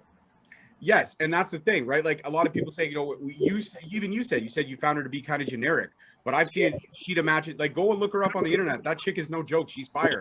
The fact is that she was never allowed to be fire, and she was emotional when she came out and the fans were there. You could see it. She broke character for a minute. She got emotional, and rightfully so. But I'm sorry, this match did not live up to the build. This match was something I was very disappointed with the outcome, and I just feel that the only way it works now is DMD's got to hold this thing for 400 days, or else nothing matters. It has to be. It has to be. And just to piggyback on George here, she absolutely will, because there is nobody in that AEW women's division that can touch Britt Baker. 100%. Can't touch her in the ring. Can't touch her on the mic. The only person I think that can do it can't do it right now because she's not ready, and that's Jade Cargill. Yeah, absolutely. I agree. So that's why they're going to treat her like a special attraction right now for Jade. Oh yeah. By the way, she's the next. We're getting that Jade managed by Jazz. It's happening. It's gonna happen because she caught it. She caught eyes. She saw it on social media, and I gotta give it to you. Shout out to you, and Frank and Jeremy. I mean, hell yeah, and I'm happy that gotta make that happen. Jade, if Jade, we gotta retweet it all over again and again to make sure she can literally get the point. You better get Jazz as your manager, because yes, that will definitely work. It'll be a fantastic duel. Hell yeah. You need to build that now. So now we have to take the slow build with Jade. We have to give her the time to grow, give her the time to be there, introduce Jazz full on 100%. Jofo was right on that. And then we get after day 401. That's when it ends. But the only way the era of DMD even makes sense is she has to beat Shida's record, or it means nothing. It absolutely means nothing. You can't be the second longest AEW women's champion. It just doesn't work. If you're going to be DMD and you're going to talk all the shit you talked and all the fire promos you spit, it's the only way it works. And then that helps the slow build of Jade Cargill. That helps that slow build, get everything in place, put your peaches, finally maybe tell a story. Holy shit, AEW may tell a story. This is fucking crazy. And we do it that way. But that's this match for me, there was a ton of botches. I don't focus on the negatives. I always find the positives. But this match, a lot of those botches took me out of it. Took me out of it big time. And I couldn't not unsee those things. I just could have wished that this match had a better ending. The finish was all right, but it wasn't like too exciting. I mean, yeah, okay, she tapped out, but I wish it could have been more dramatic. And then her trying to reach to the ropes and going all over, all 4 corners of the ropes. And then at the end, she taps out. Something dramatic like that would have been, would look great for Britt on this one. But I'll give you that. She did tap a little bit too quick. Yeah. To be champion that long. Exactly, right? That's what I'm saying, man. How the fuck you been a champion for over a year and you tap out this quick? What's up with that? What the fuck? It's fucking quick. You wanted to go to the craft services table. I'm telling you, that cheese looks Oh, man, that cheese, man. I got to go back and look at that now. I'm telling you, Eddie stops and stares for a good 5 seconds. Oh my god. Walking again, man. Oh my god, love it, love it. Let's go. All right, and then we got Sting and Darby Allin versus Ethan Page and Scorpio Sky. I'm gonna let Mr. Mckay take the floor on this one. Before Mr. McCall go, man, gentlemen, I gotta go. It's 8 o'clock. I gotta go, man. I still got family here. No worries, brother, but All we right, appreciate man. you jumping Bro. on, man. Yeah. We'll take it from here. Stay safe, brother. Stay safe, brother. Hey, bro. All right. All right, I'll do this one and then I got to jump off because the wife's been texting me updates in the hockey game and I've got to get back up there. I do have to get back up there, but I'll try to stick it out as long. I can stick it up for another 15 minutes. We'll see where we go. But just to be real quick on this one, I'm a huge Sting fan, but I felt that when you retire, you retire. And I get why he came back. I get Darby needed help. I get why we're bringing back these legends. I absolutely understand it. I love the intro. Darby on the skateboard, Sting coming up in that sexy ass car. Also, though, I don't know if anybody noticed. If you're driving a car like that on a sunny day, I mean, your face is painted, but wear sunglasses, dude. Because squinting while you're picking him up, you're making yourself seem older. I'm just going to throw that out there. But the match was great. I believe All Ego and Scorpio Sky carried it. That huge pop when Sting jumped off the chips. That was cool to see. The couple hot tags was all right. But at the end of the day, let's face it, it's three young guys in their prime being in a ring with a legend. So they had to be extra safe and be careful because we all know when a young buck gets in a ring with Sting, the last time Seth Rollins fucked up his neck and his back. So they played this one very, very cautious. It was overall, it was entertaining to see. But the one thing I still don't understand is the storyline build. And they were even like, we talked about this on our State of the Union, Ethan Page coming out saying, I got a 7-year beef. When was this? When was this? Like, I mean, there was a couple matches that they had on the indies, and the matches were great. I actually went back and watched them in preparation for this pay-per-view, and the matches were great. But you can't tell me. And one of the matches, at the end of the match, they hugged. So how could you say you have this beef, and then there's literally a clip of you on the indies, Ethan Page and Darby Allin hugging it out when it's all said and done. So you can't just start to have beef with you. There has to be a dissension and a reason why, and that's the poor storytelling that we're continuing to see from AEW on a regular basis. Oh yes, yes. Was this match the best match on the card? Hell no. Was this match entertaining just to see Sting do the things he did? Get the Scorpio Splash, get the death drop, get the lock. Of course, these are nostalgic moments, and as fans, you appreciate them. But at the end of the day, now that Sting's been back in the ring, good on you. Step back, work behind the scenes, help mold the talent, be a Dean Malenko, share your knowledge, do your stuff. But you've got to. I'm a Sting fan through and through. He was my guy from when I was a kid. Yellow flat top and all. I had the same haircut when I had hair. Yes, I had hair at one point in time. But that's the truth for me, man. It's just it was great to see Ethan Page and Scorpio Sky and Darby Allin take on these two guys. But let's be honest, Scorpio Sky and Ethan Page, they carried this match.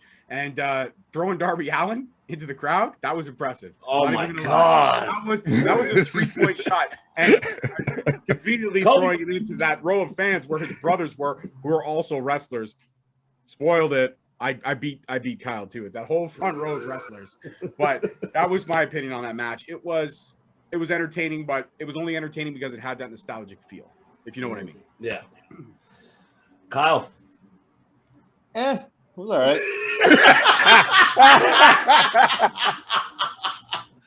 Because Sting is your best friend, right? I mean, Sting is your BFF. Fuck Sting, all right? The guy rats out wrestlers for cheating on their wives. He almost let him count out his son. Yeah, look at your balls. Like, get the fuck out of here. He jumped 3 feet off some chips into 2 guys that caught him and let him down gently. Ooh, let's put him in the Hall of Fame again just for that. No, fuck off. David, I didn't say that. I just said it was a cool moment. No, I'm not shitting on you. I'm just giving my opinion on it. Fair enough. I was sitting there and he came out in a t-shirt. Like, dude, like, you've been in the wrestling how long? You know how big the first pay-per-view back with fans are, and you come out in your fucking Sting shirt? Come on, where's the jacket? I know, right? That with him. You do this whole video where you're in a car. Are you always wearing your t-shirt? Like, I don't get it. It was a summer day. It's summer, man. Hot. It's hot. Dress it up. That's all I'm saying. Dress it up. Okay, entertain me. I want to be sports entertained. All right, Tribal Chief. It was a fun match, you know, just entertaining. It's like one of those things, like you eat something, you eat something, you chewing something. Is there something off about it? And I'm like, no, I'm okay. It's cool. I'm gonna keep going. That's how I treated this match. It was like, because I look at Scorpio Sky, I look at Ethan Page. You guys came into AEW as singles. That was the story, right? Yeah. You know, came in as Ethan Page, a big reveal, and then you got Scorpio Sky grabbing the brass ring, being the face of AEW. And I'm like, okay, where's this leading to? For you guys to be a tag team? Fuck, that don't even make fucking sense. Oversaturated roster. That's what happens. That's what happens. That's what happens, man. You know, the bright spots about this match, you know, just Sting doing this Sting thing. You know, it was fun. Seeing Ego getting Stephen Curry at Darby Allin, that was fun. I was like, holy shit, that was all Ego right there too. That was all him throwing that. So I enjoyed that. Little danger, but it was still fun to see visually. It was like, holy shit. But in the end, it was just a fun match. That's all it was. Yeah, it was. I mean, overall, at the end of the day, who really got the highlights, and now they can add it to the resume is Ethan Page been in the ring with Sting, Scorpio Sky been in the ring with Sting, and Excalibur for the first time calling his match. You know, for the first time. You know, he grew up with him. I mean, grew up while, you know, idolizing Sting. So it's a first for all of them, even for Darby too. So it was just it was a moment for them to have. Sorry, Sting needs to fucking retire though. All right, you're 62 years old, you're done. Yes, you still have it. You got the chance. You still got it. Cool, good for you. But what you should do is you should still go backstage and help, how George said, help develop these talents. Just don't be in the ring. I'm hoping we don't see Mark Henry. I'm hoping we don't see Paul White either, because I do not want to see that shit. I'm done. I don't want to see no former WWE legends or WCW legends be in the ring. No. Well, tell that to Randy, goddammit. Right? He's supposed to be the legend killer. He didn't kill anybody. He's just a gatekeeper for AEW now, man. He's not the legend killer. Tell that to the Booker of the century, Tony Khan. I mean, fuck, he thinks all his ideas are gold, right? I mean, he could shit in the toilet and probably call Kenny and be like, guys, we should have a toilet match. Why would you say that, Tony? Because I just took a shit in my 24 karat gold toilet and I thought I'd like to see somebody's head bounce off this toilet. Hey, he loves seeing it on the mimosa one, so let's see if he does that. Hey, that mimosa match, I'm not gonna lie. I had a mimosa while I watched it. I did it. Maybe one. I did. It was completely unsanitary. And let me go make a mimosa. No, I did. I saw those big bats of mimosa, and I said to the wife, I said, "We got any OJ?" She's like, "Yeah." I'm like, "We got any champagne?" She's like, "We got a small bottle from New Year's that we didn't get." Perfect. I'm gonna crack that motherfucker. I'm mimosa. And you know what's more fucked up about that? I have one mimosa glass in my house. I only have one. I don't know where it came from, but I got one and I used it. Yeah, there you go. All right, so let's go now to we're almost done. We still got two more. Basically, now we got the AEW World Heavyweight Championship, the triple threat match. Kenny Omega defeating Pac and Orange Cassidy. I'll save my best for last. Tribal Chief, back to you. Your thoughts about that match? Oh man, this match was fucking fun. I want to talk about Pac because when the crowd was chanting, "This is awesome," he took a moment like to just embrace that, just to hear that chant. And I thought that was cool, just him breaking character a little bit and just relishing it and hearing that chant. I was like, oh man, that's a cool moment, man. So I was digging that. But this match, just, you know, triple threat, it was like bow, bow, bow, bow, bow, bow, bow. It was just lightning fast, but very detailed, very good, very on point. Kenny with the vicious Snapdragon suplexes. I was like, holy shit, just stop doing that. The Orange Cassidy, man, he's gonna get a concussion. Fuck, man, it was just looking so vicious. Don Callis on commentary, fucking entertaining. I was enjoying that. He was getting nervous when some of the close finishes for Kenny Omega, him saying like shit. You can hear him get up and shit like that. All fun. I enjoyed it. Kenny Omega, he won in a heelish way.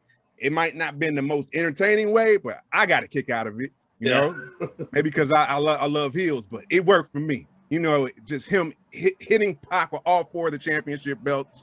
Loved it. Kyle. Yeah, love the match. I loved when Don Callis pulled the ref out and the whole crowd started chanting, "Fuck you, Don." Yes. Oh my God. Yes. Just because, when's the last time you heard that? It's been so long. That's why we need fucking fans in the crowd. Yes. Oh my God. And yeah, no, Don Callis is amazing in everything he does. Like, even when we were preparing for some of our ECW interviews, I went back and I watched a lot of the old pay-per-views and listened to him on commentary. But even back then, when he had the long, creepy, fucking cult leader hair Cyrus and the thin glasses, yeah, no, he can do no wrong. But Kenny Omega, Pac, and Orange Cassidy, I could watch them wrestle every day for the next year, and I'd be happy with it. And the fact that when they were doing the announcements for everybody, Orange Cassidy just kind of walked out and just did even less of what he usually does. It's just Like, you think like everybody was like stopping, like, oh my God, fans are back, and Orange Cassidy just like amazing. all right.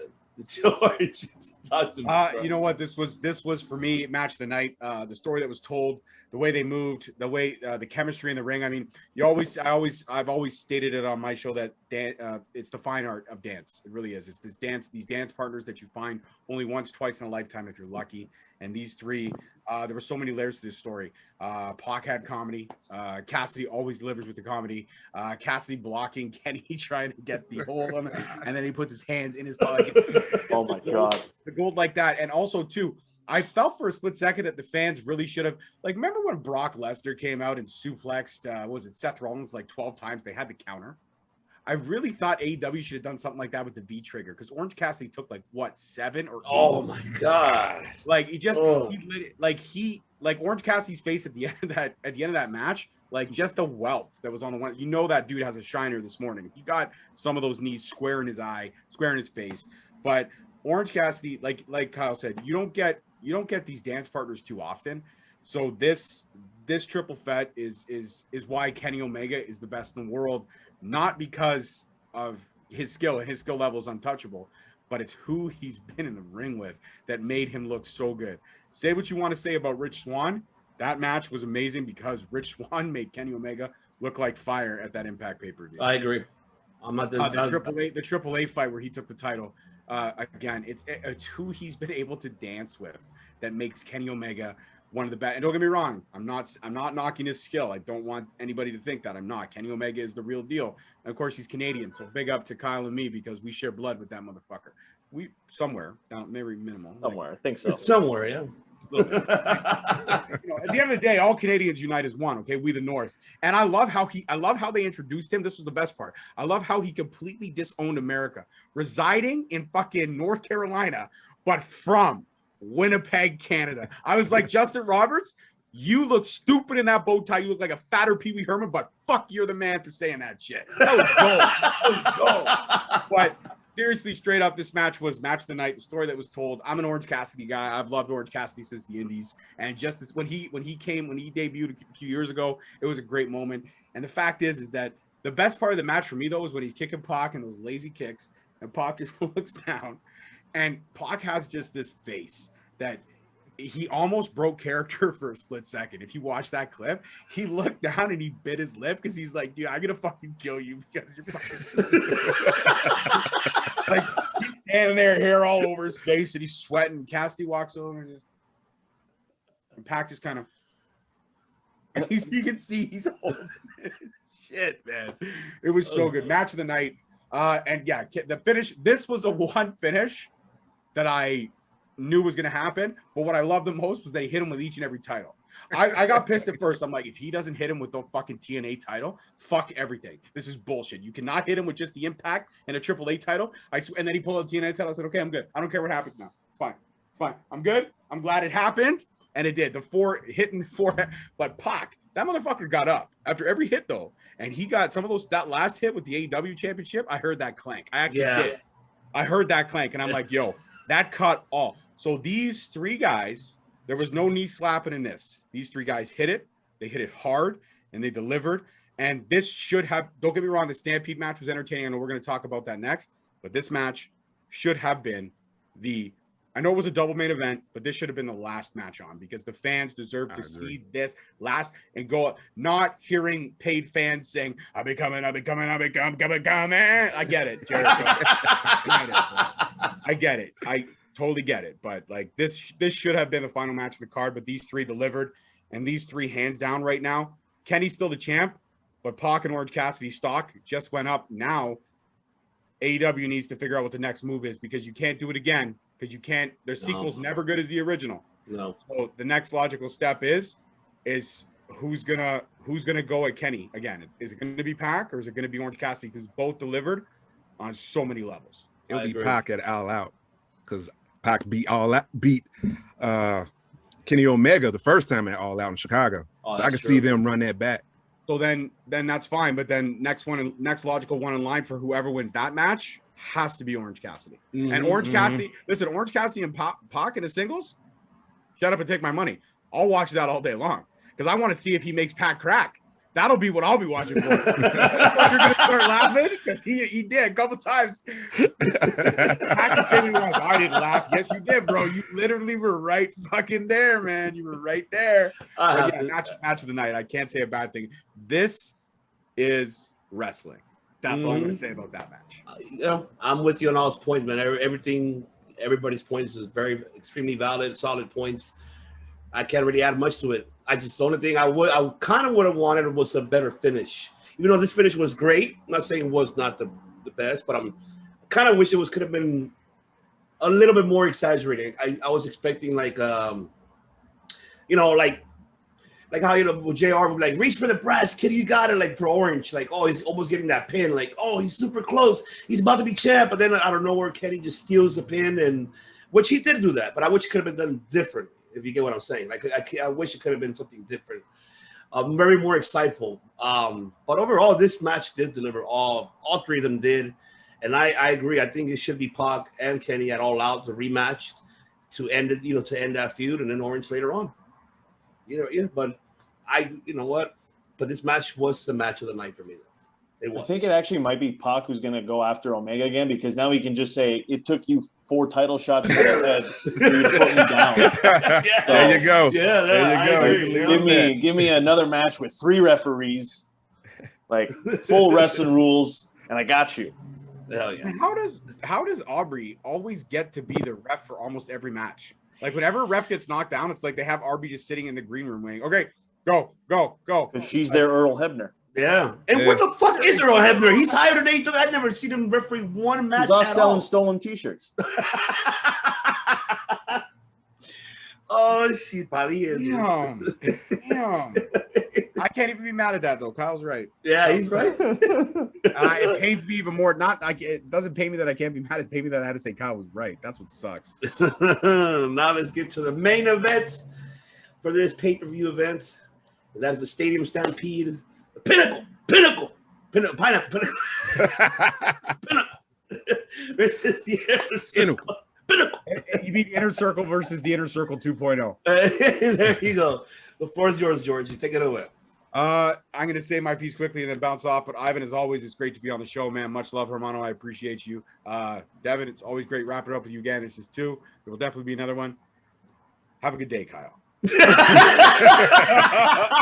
No, listen, Kyle and me, we've been down since day one. Much love. He came out and did the promo thing with me. We had a great time. And we take shots because we have that brotherly relationship. And he's just jealous because even though my hair is falling, I still have a ton more. And I'm okay with that. And also, too, I have these wonderful things, Kyle. They're called eyebrows. You can get a pencil and fix yours. No problem. You look like you glued onto your face whatever fell out of your comb. Don't give away my fucking secrets. Fuck, I told you that in confidence, dude. I'm sorry. Fuck. All the wind is sucked out of my sails. Fuck this review. I'm done. No. George has to get out of here before that chain turns his neck green. It isn't gonna do it because it's silver, bro. You just jealous because a white boy like me got flow. Yeah. All right. So real quick, this match was entertaining as shit. It was. I think it outdid the first Stampede match, to be completely honest with you. The rappelling down the by the inner circle, that was awkward and weird because they were spinning all over the place. The only one who rappelled down properly and got no camera time of that whole entrance was Sammy Guevara. He was down on the floor before everybody else, and he's sitting there going,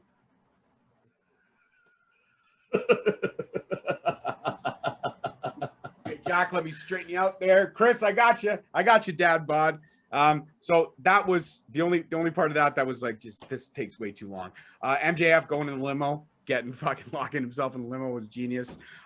Going through the Jacksonville Jaguars training facility to the coach's office and having the head coach of the Jaguars say, "Holy shit!" that in itself was moment of the night. And also, too, I don't know if anybody noticed, but as the match went on, Jericho's arm injury, that tissue paper kept unraveling, and it literally looked like tissue paper. It did not even look like they tried to make a legitimate cast. It kept unraveling. So the whole time he's going, come on, bitch, come on. And he's trying to stuff the fucking, the armband back. I was just like, Jericho, Jesus, we know it's kayfabe at this point, because with a broken arm, you lifted MJF through that light stand, no problem. But hey, your arm's broken, so it's cool. Yeah. Cool, no problem.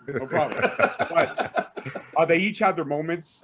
Sean Spears getting the gorgeous lighting in the chair room. I thought that was a little bit much. I was sitting there going, are we going to see a tap dance right now? This looks like Chicago. He had it coming, I thought he was going to break into song or some shit. But it was entertaining. Favorite part for me was Jack's, I was about to say Swagger. Sorry, Hager. There you go. And what's his? Warlow. Thank you. Warlow going through that makeshift wall, but at least it was believable and it was drywall. So nobody could say, oh, I didn't take a real bump. That was fucking plywood. It was a real wall. It was legitimate drywall. Into a kitchen. I doubt it was a kitchen because all you saw was a sink. I'm pretty sure that was just like, okay, let's put a sink here. Let's just make this pretend to be a kitchen. But other than the questionable spots, the match was fun and entertaining.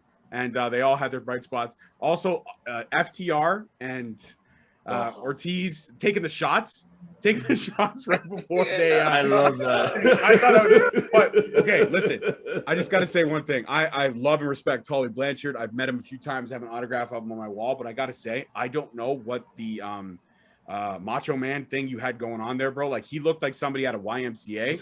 Like, it was bad. It was bad. That ascot and like the shirt being cut down to here. Listen, I stay in my lane. I'm a big guy. I know I can't pull a shirt off like that, and then I better be rolling down on Church Street, which is the area for that kind of style in Toronto. So I'm not like, Tully, stay in your lane, bro. What was wrong with the Mr. Rogers sweaters? Why did you have to be at the bar in your red cowboy boots and your ascot? Like, I'm sorry. I don't know what the fuck was happening there. The bandana tied around his neck. Right. Yeah. And Conan being the DJ, like, fuck, whatever. It was just, there was a lot of great, hilarious moments. I thought it went too long, though. I'll be honest with you. I thought it went about 15 minutes longer than it should have. But I do love how everybody broke up into sections and everybody had their moments. That was kind of cool. It wasn't just 5 cameras trying to keep up with everybody. It was, okay, here's a moment here, here's a moment there. But MJF definitely took the brunt of the punishment, which he deserved to take because he is the most hated man in wrestling. Yes. And I'm happy that Sammy got the pin because Sammy, the way the storyline was built, if anybody else but Sammy didn't get the pin, it wouldn't have been believable. And then 10 minutes of everyone singing I'm Becoming. But it wasn't match of the night, but it was definitely entertaining. Match of the night still for me was the triple threat. All right, but not to mention Conan came out of nowhere, Conan. And then I don't know if you noticed also as well, Tony Schiavone's commentary.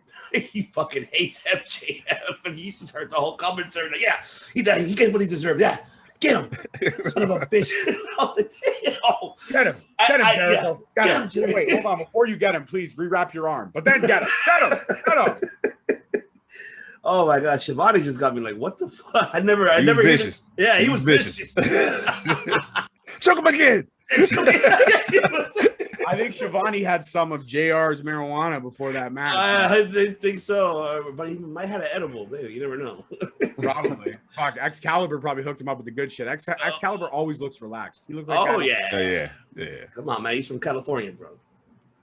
Bonzo, I'm sorry, brother. I'm sorry. Spoiler. Yeah, no, that entrance was weird. It's like Jericho. he's like the midlife crisis of wrestling. He's just he tries to stay ahead, but it comes off sometimes as cool, but it also comes off as like, okay, Dad, like relax. And the fact that he had them all dress up like a bunch of waiters at a gay biker bar, it was weird. No. The match with Wardlow and Jake Hager, like when he throws the punches and he ducks them like he knew they were coming. And like George said, with Sean Spears in the chair room, yeah, no, me too. I was sitting there. I was on the phone with my buddy, and he's like, "What the fuck is he whistling?" And I was like, "Yeah, I guess he's waiting for the Sharks and the Jets to show up." Because oh shit, I didn't think about that. That's I use the Chicago reference, but you're right. Yeah, we should reenact that scene. You could be Sean Spears, and all of a sudden it'll just be me and Devin walking by. When you're a jet for I'm in only because I'm a method actor, so I got to go through what he did that day. So Peyton, I'm coming, baby. And Ivan's got to be a shark, just because it's for obvious reasons, bro. Yeah, I mean, obviously, Devin's a jet because, well, you're a jet, right? Yeah, I like how, and I hoped, I said this before in my AEW review, was that I really wanted Sean Spears to shine in the match, and I feel like he did. He had at the end with Sammy Guevara, he was the one that got pinned. Yes, that sucks, but he still got time in the ring, which is what he's been fucking needing, because when was the last time we saw him wrestle? It's been a while. Last time he wrestled, he did this, and then he came out and hit Cody with a chair. Yeah, exactly. I loved FTR and Santana and Ortiz, and I'm not gonna lie to you, I popped when I saw Conan as the DJ, because I used to love Conan back in the day. I was a huge Conan guy. When him and Rey Mysterio broke off and they were doing that whole the rap thing, fantastic. Yeah. And Rey Mysterio was maskless. We all remember those days. Oh, yeah. I'm like, holy shit, Rey Mysterio's pretty boy. Rey Mysterio's like 11, bro. He looked like Dominic. Yeah, he did like Dominic. And he was also about Dominic's height at that age, and he was like 27. Oh, it was an entertaining match. I mean, they obviously gave Jericho all the funny spots. I like how he punched him in the face for real a few times, though, because you saw him. Yeah, he did. I think how about MJF taking that hit through the glass, right? I mean, I guess it was. I know it was candy glass, but still, that, and also the conveniently hid baseball bat. That's where Sting's bat was, bro. He left it in the boardroom. How about MJF taking that staple? Oh yeah. He got the papers. Thank you. Or one thing that made me laugh my ass off was that when MJF went to go grab Jericho turned around and he had the megaphone and he just yelled into or Shivani's commentary, or say, hey, isn't that supposed to be breakfast for the office? Well, it was supposed to be breakfast for the office. Yeah, no, it was well done. I was sports entertained for that one. Yeah, for sure. All right, and last but not least, the tribal chief. Acknowledge him. Yeah. So the Stadium Stampede. This is where AEW excels. They excel in brawls. And so I figured they need to stick within that wheelhouse. Like, you guys are good at brawls, street fights, all those type of gimmick sort of matches. And this was fun as well. I would give the first Stadium Stampede match slightly better. To me, it was slightly more creative. With Matt Hardy. 15-minute entrance either. So yeah, I guess. Yeah. The Mission Impossible bootleg entrance. Surprised Kyle didn't catch, like, when Jericho was fucking MJF and then he started turning on the ropes. He's like, and then when he turned around, though, credit on Jericho, because when he turned around, he's just like. So he kept it. I forgot to mention that, but when Kyle mentioned it, like, okay, Dad, when Jericho was turning, he was just like. I honestly thought instead of replying, I thought they were going to swing in and have explosions. Yeah, I thought so. I thought they were that's what I thought too. Down, and I was like, yeah, not just drop down and just spin uncontrollably. I'm like, what the fuck is going on? I'm like, hey, Cody Schiavone trying to sell it. Cody Schiavone tried to sell it. He's like, look at these gentlemen, like Navy SEAL Team 5. No, sir. No. You had it right. SEAL Team 5, because they're not the ones that caught Osama. Yeah, that's right. And then, like, and again, the funny thing was Ortiz. I don't know if anybody saw it, but if you go back and watch it, Ortiz got like stuck halfway up. Yeah, he did. Oh yeah, you did. Actually see the guy who was probably being like at the top, and Ortiz is. Yeah, their Mission Impossible interests is all over the place. So it. Listen, Well, just it was rehearse your intros a little bit longer, guys. Yeah, You needed like another yeah. hour, you would have been good. Yeah, but that's some good stuff. The good stuff, Urban Meyer. When I was like, "Oh shit, is that Urban Meyer?" And then him saying that one line, he was just like, "Holy shit!" I was like, "Fuck yeah, I'm this is entertaining." The best fight within the Inner Circle and Pinnacle was Wardlow and Hager. They was just getting down. Yeah, especially when Wardlow got these plastic empty bottles. He was just boxing Jake Hager with it. He was like, "Bink, bink." Bink! I was like, "Holy shit!" What about all that food they gotta throw away now? That's all. That's all contaminated, man. That whole fridge is contaminated now, man. Done. All cookies, donuts, all done. 2 half-baked slabs. Fuck Jesus. But it was a fun match. I'm not a big Sean Spears fan because when he came to the main roster from WWE, it was a fail. And then he first came into AEW, it was a fail. So now I'm like, whatever they try to do with him, I'm not co-signing. I'm just done. I'm like, hey, it was fail on both sides. You guys got to really rebuild him for me to get back in. With that whole lightsaber fight with Sammy Guevara in the chair scene, I was doing the sound effects when they were just woo, woo, woo. I was like, yeah, this is a good lightsaber fight. Exactly, man. That's all it was. Yes. That's all I could think about when it was in there. All the chairs, he's whistling, I'm like, where the fuck is this going? And then I'm like, oh, we got a chair lightsaber fight going on.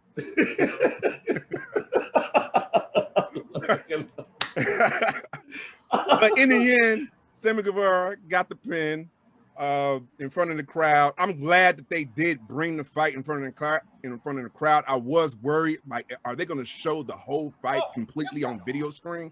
When you got a full crowd, but they did bring it back, finish it there, and it was fun.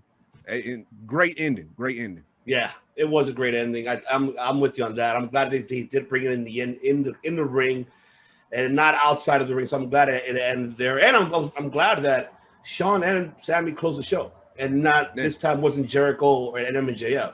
I'm glad it was at least these two individuals that did, and so I'm just wondering what's going to be next. I'm hoping this shit is done already. Okay, this should end this feud and move on. I just want something different. I got a rubber match. Yeah, you can't. Rubber match, but also too, you can't because you can't have two big factions like this. I mean, don't get me wrong. AEW has an insurmountable amount of factions. It's like, listen, we don't have any work for this guy. Needs a faction. Put him in a faction. Put him in a faction. RC the Blondes. Look at the Look at the Dark Order. The Dark Order's got like what, 96 members? But it just with these two being the biggest factions that they have, it can't just end this way. There has to be a rubber match, but it can't be faction versus faction. It better not be another Mimosa match. No. Jericho versus MJF in a lumberjack match. You have the guys on the Inner Circle on one side, you have the guys in the Pinnacle on the other side, and that's how I think you should end it. Kind of classic old school style, get the leaders in there, or do a typical Survivor Series match, like have the two teams face each other. But obviously Tony Khan would spin it in a way, we're doing the series Survivor match. Like, welcome to AEW's Try to Survive, ladies and gentlemen.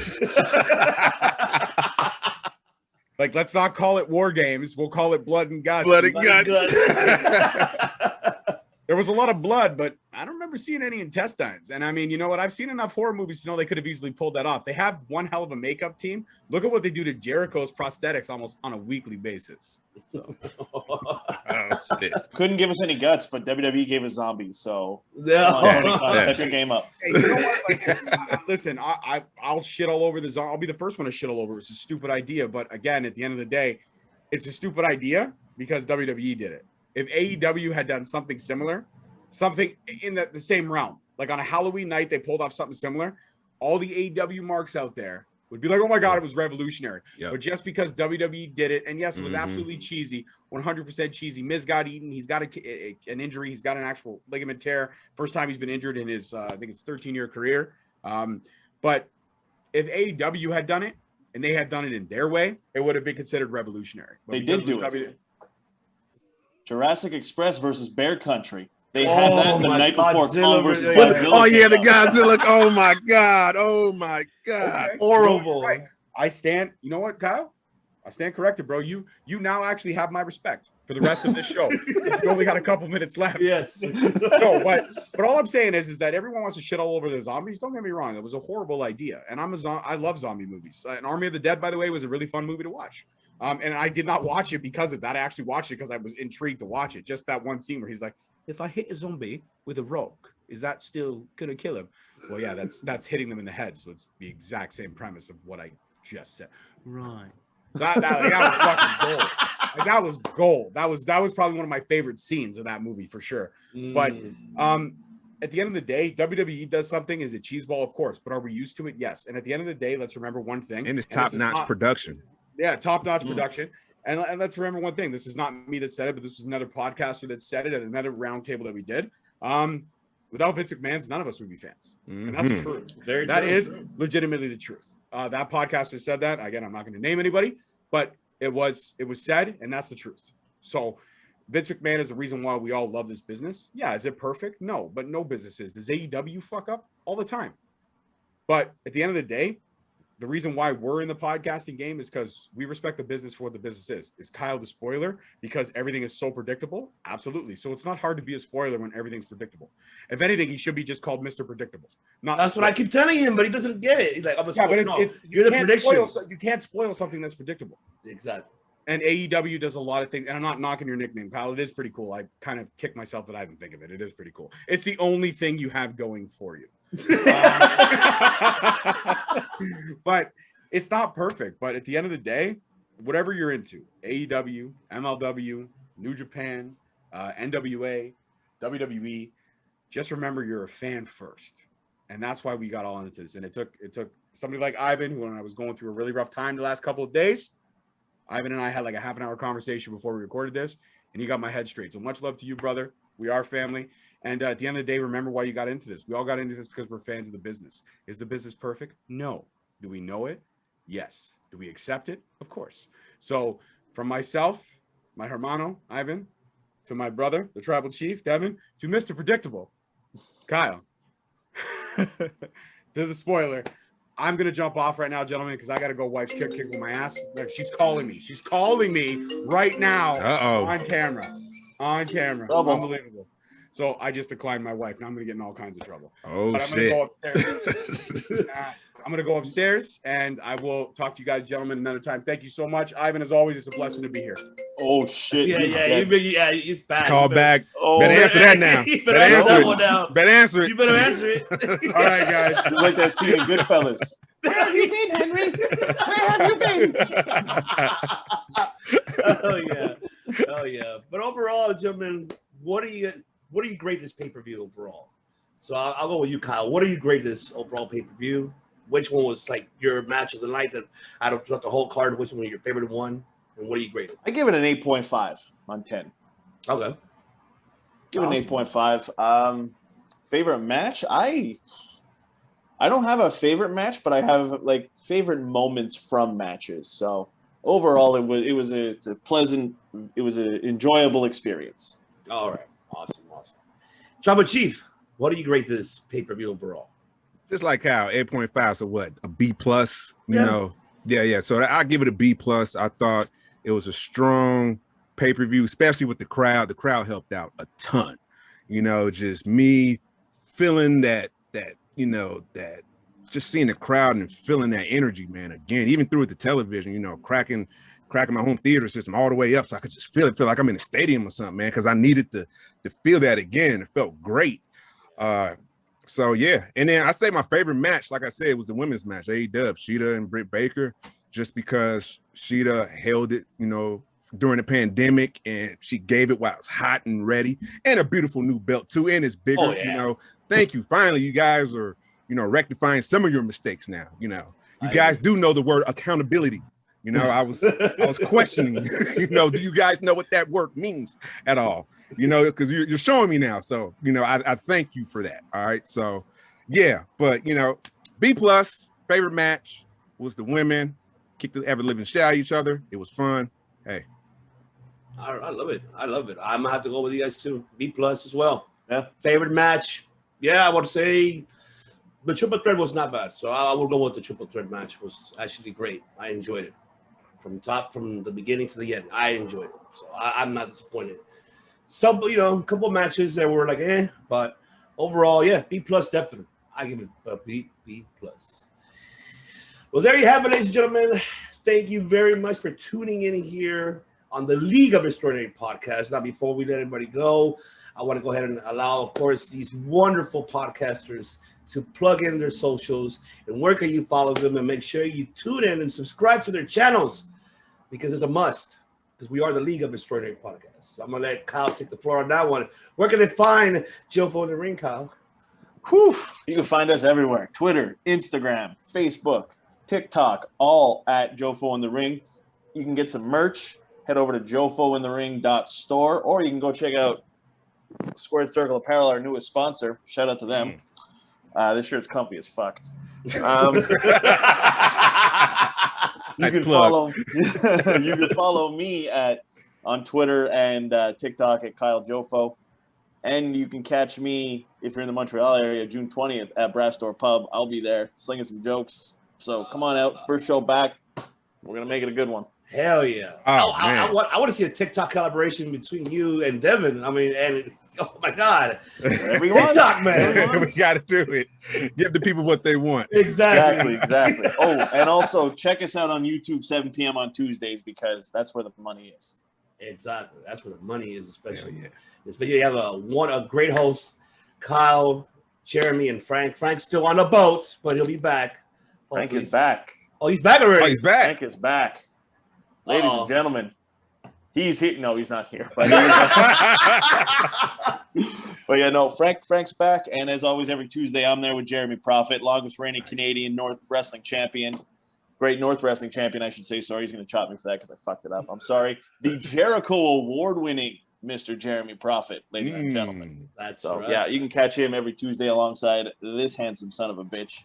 Tuesday, 7 p.m. That is right. And, of course, the Tribal Chief of Podcasting, yes. Where can they find Clark Street Wrestling? Oh, yes, man. Just like Kyle, we got a lot of fucking social platforms. We got TikTok, we got Twitter, we got Facebook. We got a Facebook group called the Clark Street Wrestling Community. We got Instagram and all of those websites, plus YouTube as well. And we got a merch store. Just go to the website. Just make it real simple. One stop and shop. ClarkStreetWrestling.com. ST for the abbreviation, where it's all one stop and shop. You find all the links, Spotify, whatever your favorite podcast app is to listen to. If you want to view us, we're in the YouTube world as well. And another announcement as well, in about a week and a half time, we'll be doing our 200th episode. Yes, it will be live as well too. So you're all invited to come watch us as we do a live episode, first time ever as well, on Clark Street Wrestling Podcast. That is right. Make sure catch them live for the 200th episode on Facebook. Yeah, they're gonna be Facebook Live. I'm looking forward to that. Right. Hell yeah, I'm looking forward. But yes, and also want to thank George. Also thank Kofi Weedston. You can also find George Mckay on Straight Talk Wrestling. You can also find Kofi Weedston and DOE, good brother Bove, on Dirty Heelz Podcast. All of the description, all their channels and links will be right below in this video. And make sure you follow this extraordinary podcasters, because they provide you with the best wrestling content out there for you guys, for all of you who are watching and listening around the world. So I'm hoping we're going to go ahead and do this again. I want to do for a WWE one, because I need to have a debate with Devin. I need to have a good one, not a bad one. About your tribal chief. Okay. How about your tribal chief? Tribal chief. Yeah, we have to have one about your tribal chief, because let's do it. I acknowledge him. I acknowledge him. I do, because he did put a match of the year with Cesaro. Overdue. Way overdue. Yes. Finally, that man's getting his credit. Yes, he put Daniel Bryan away. He's gone. Finite. Never to be seen again. Where's Edge? He got embarrassed. He stacked him. Oh my God! At WrestleMania main event with Daniel Bryan. Enough said. The fact that the man, you don't want to do this debate? You sure? Okay. The fact that the man has a shirt that just says "Acknowledge me," I fucking love it. I know. I love it. That is the next shirt, by the way. That will be hanged up on this wall. I might get that shirt too. Hell yeah, I might get it myself too. I might get it for sure. Well, no, yeah, we're gonna have another debate because the reason why is because someone, not to mention who the podcast world said that is the question is Kenny Omega as much marketable as Roman Reigns? So I want to save that one. Let's save it. Yeah. Oof. You know what? That's crazy because I did note that. Let me see. Let me read that verbatim. Can I throw out my 2 cents before I let you two get into it? No, you're gonna be a part of it too. Oh, Of course. All right. I want to save that but we'll plan it. But we got to do this again for sure. Yeah, this is my question after end of the pay-per-view. I said, will Kenny ever reach tribal chief status? Question mark. Do you guys want to answer it right now? I could. I'm gonna say no, just because nobody outside of wrestling knows who Kenny Omega is. Agreed. No. It's the truth. Be like, who? Who? Kenny? Who? Who's that handsome guy though? Oh yeah, Roman Reigns. I know him. Yeah, I know. Yeah, exactly. Rock's cousin, right? Yeah. Okay. Well, we'll say that for sure. We'll definitely say that. But once again, ladies and gentlemen, thank you so much for tuning in. Also, thank my brothers here from another mothers from the League of Historic podcast.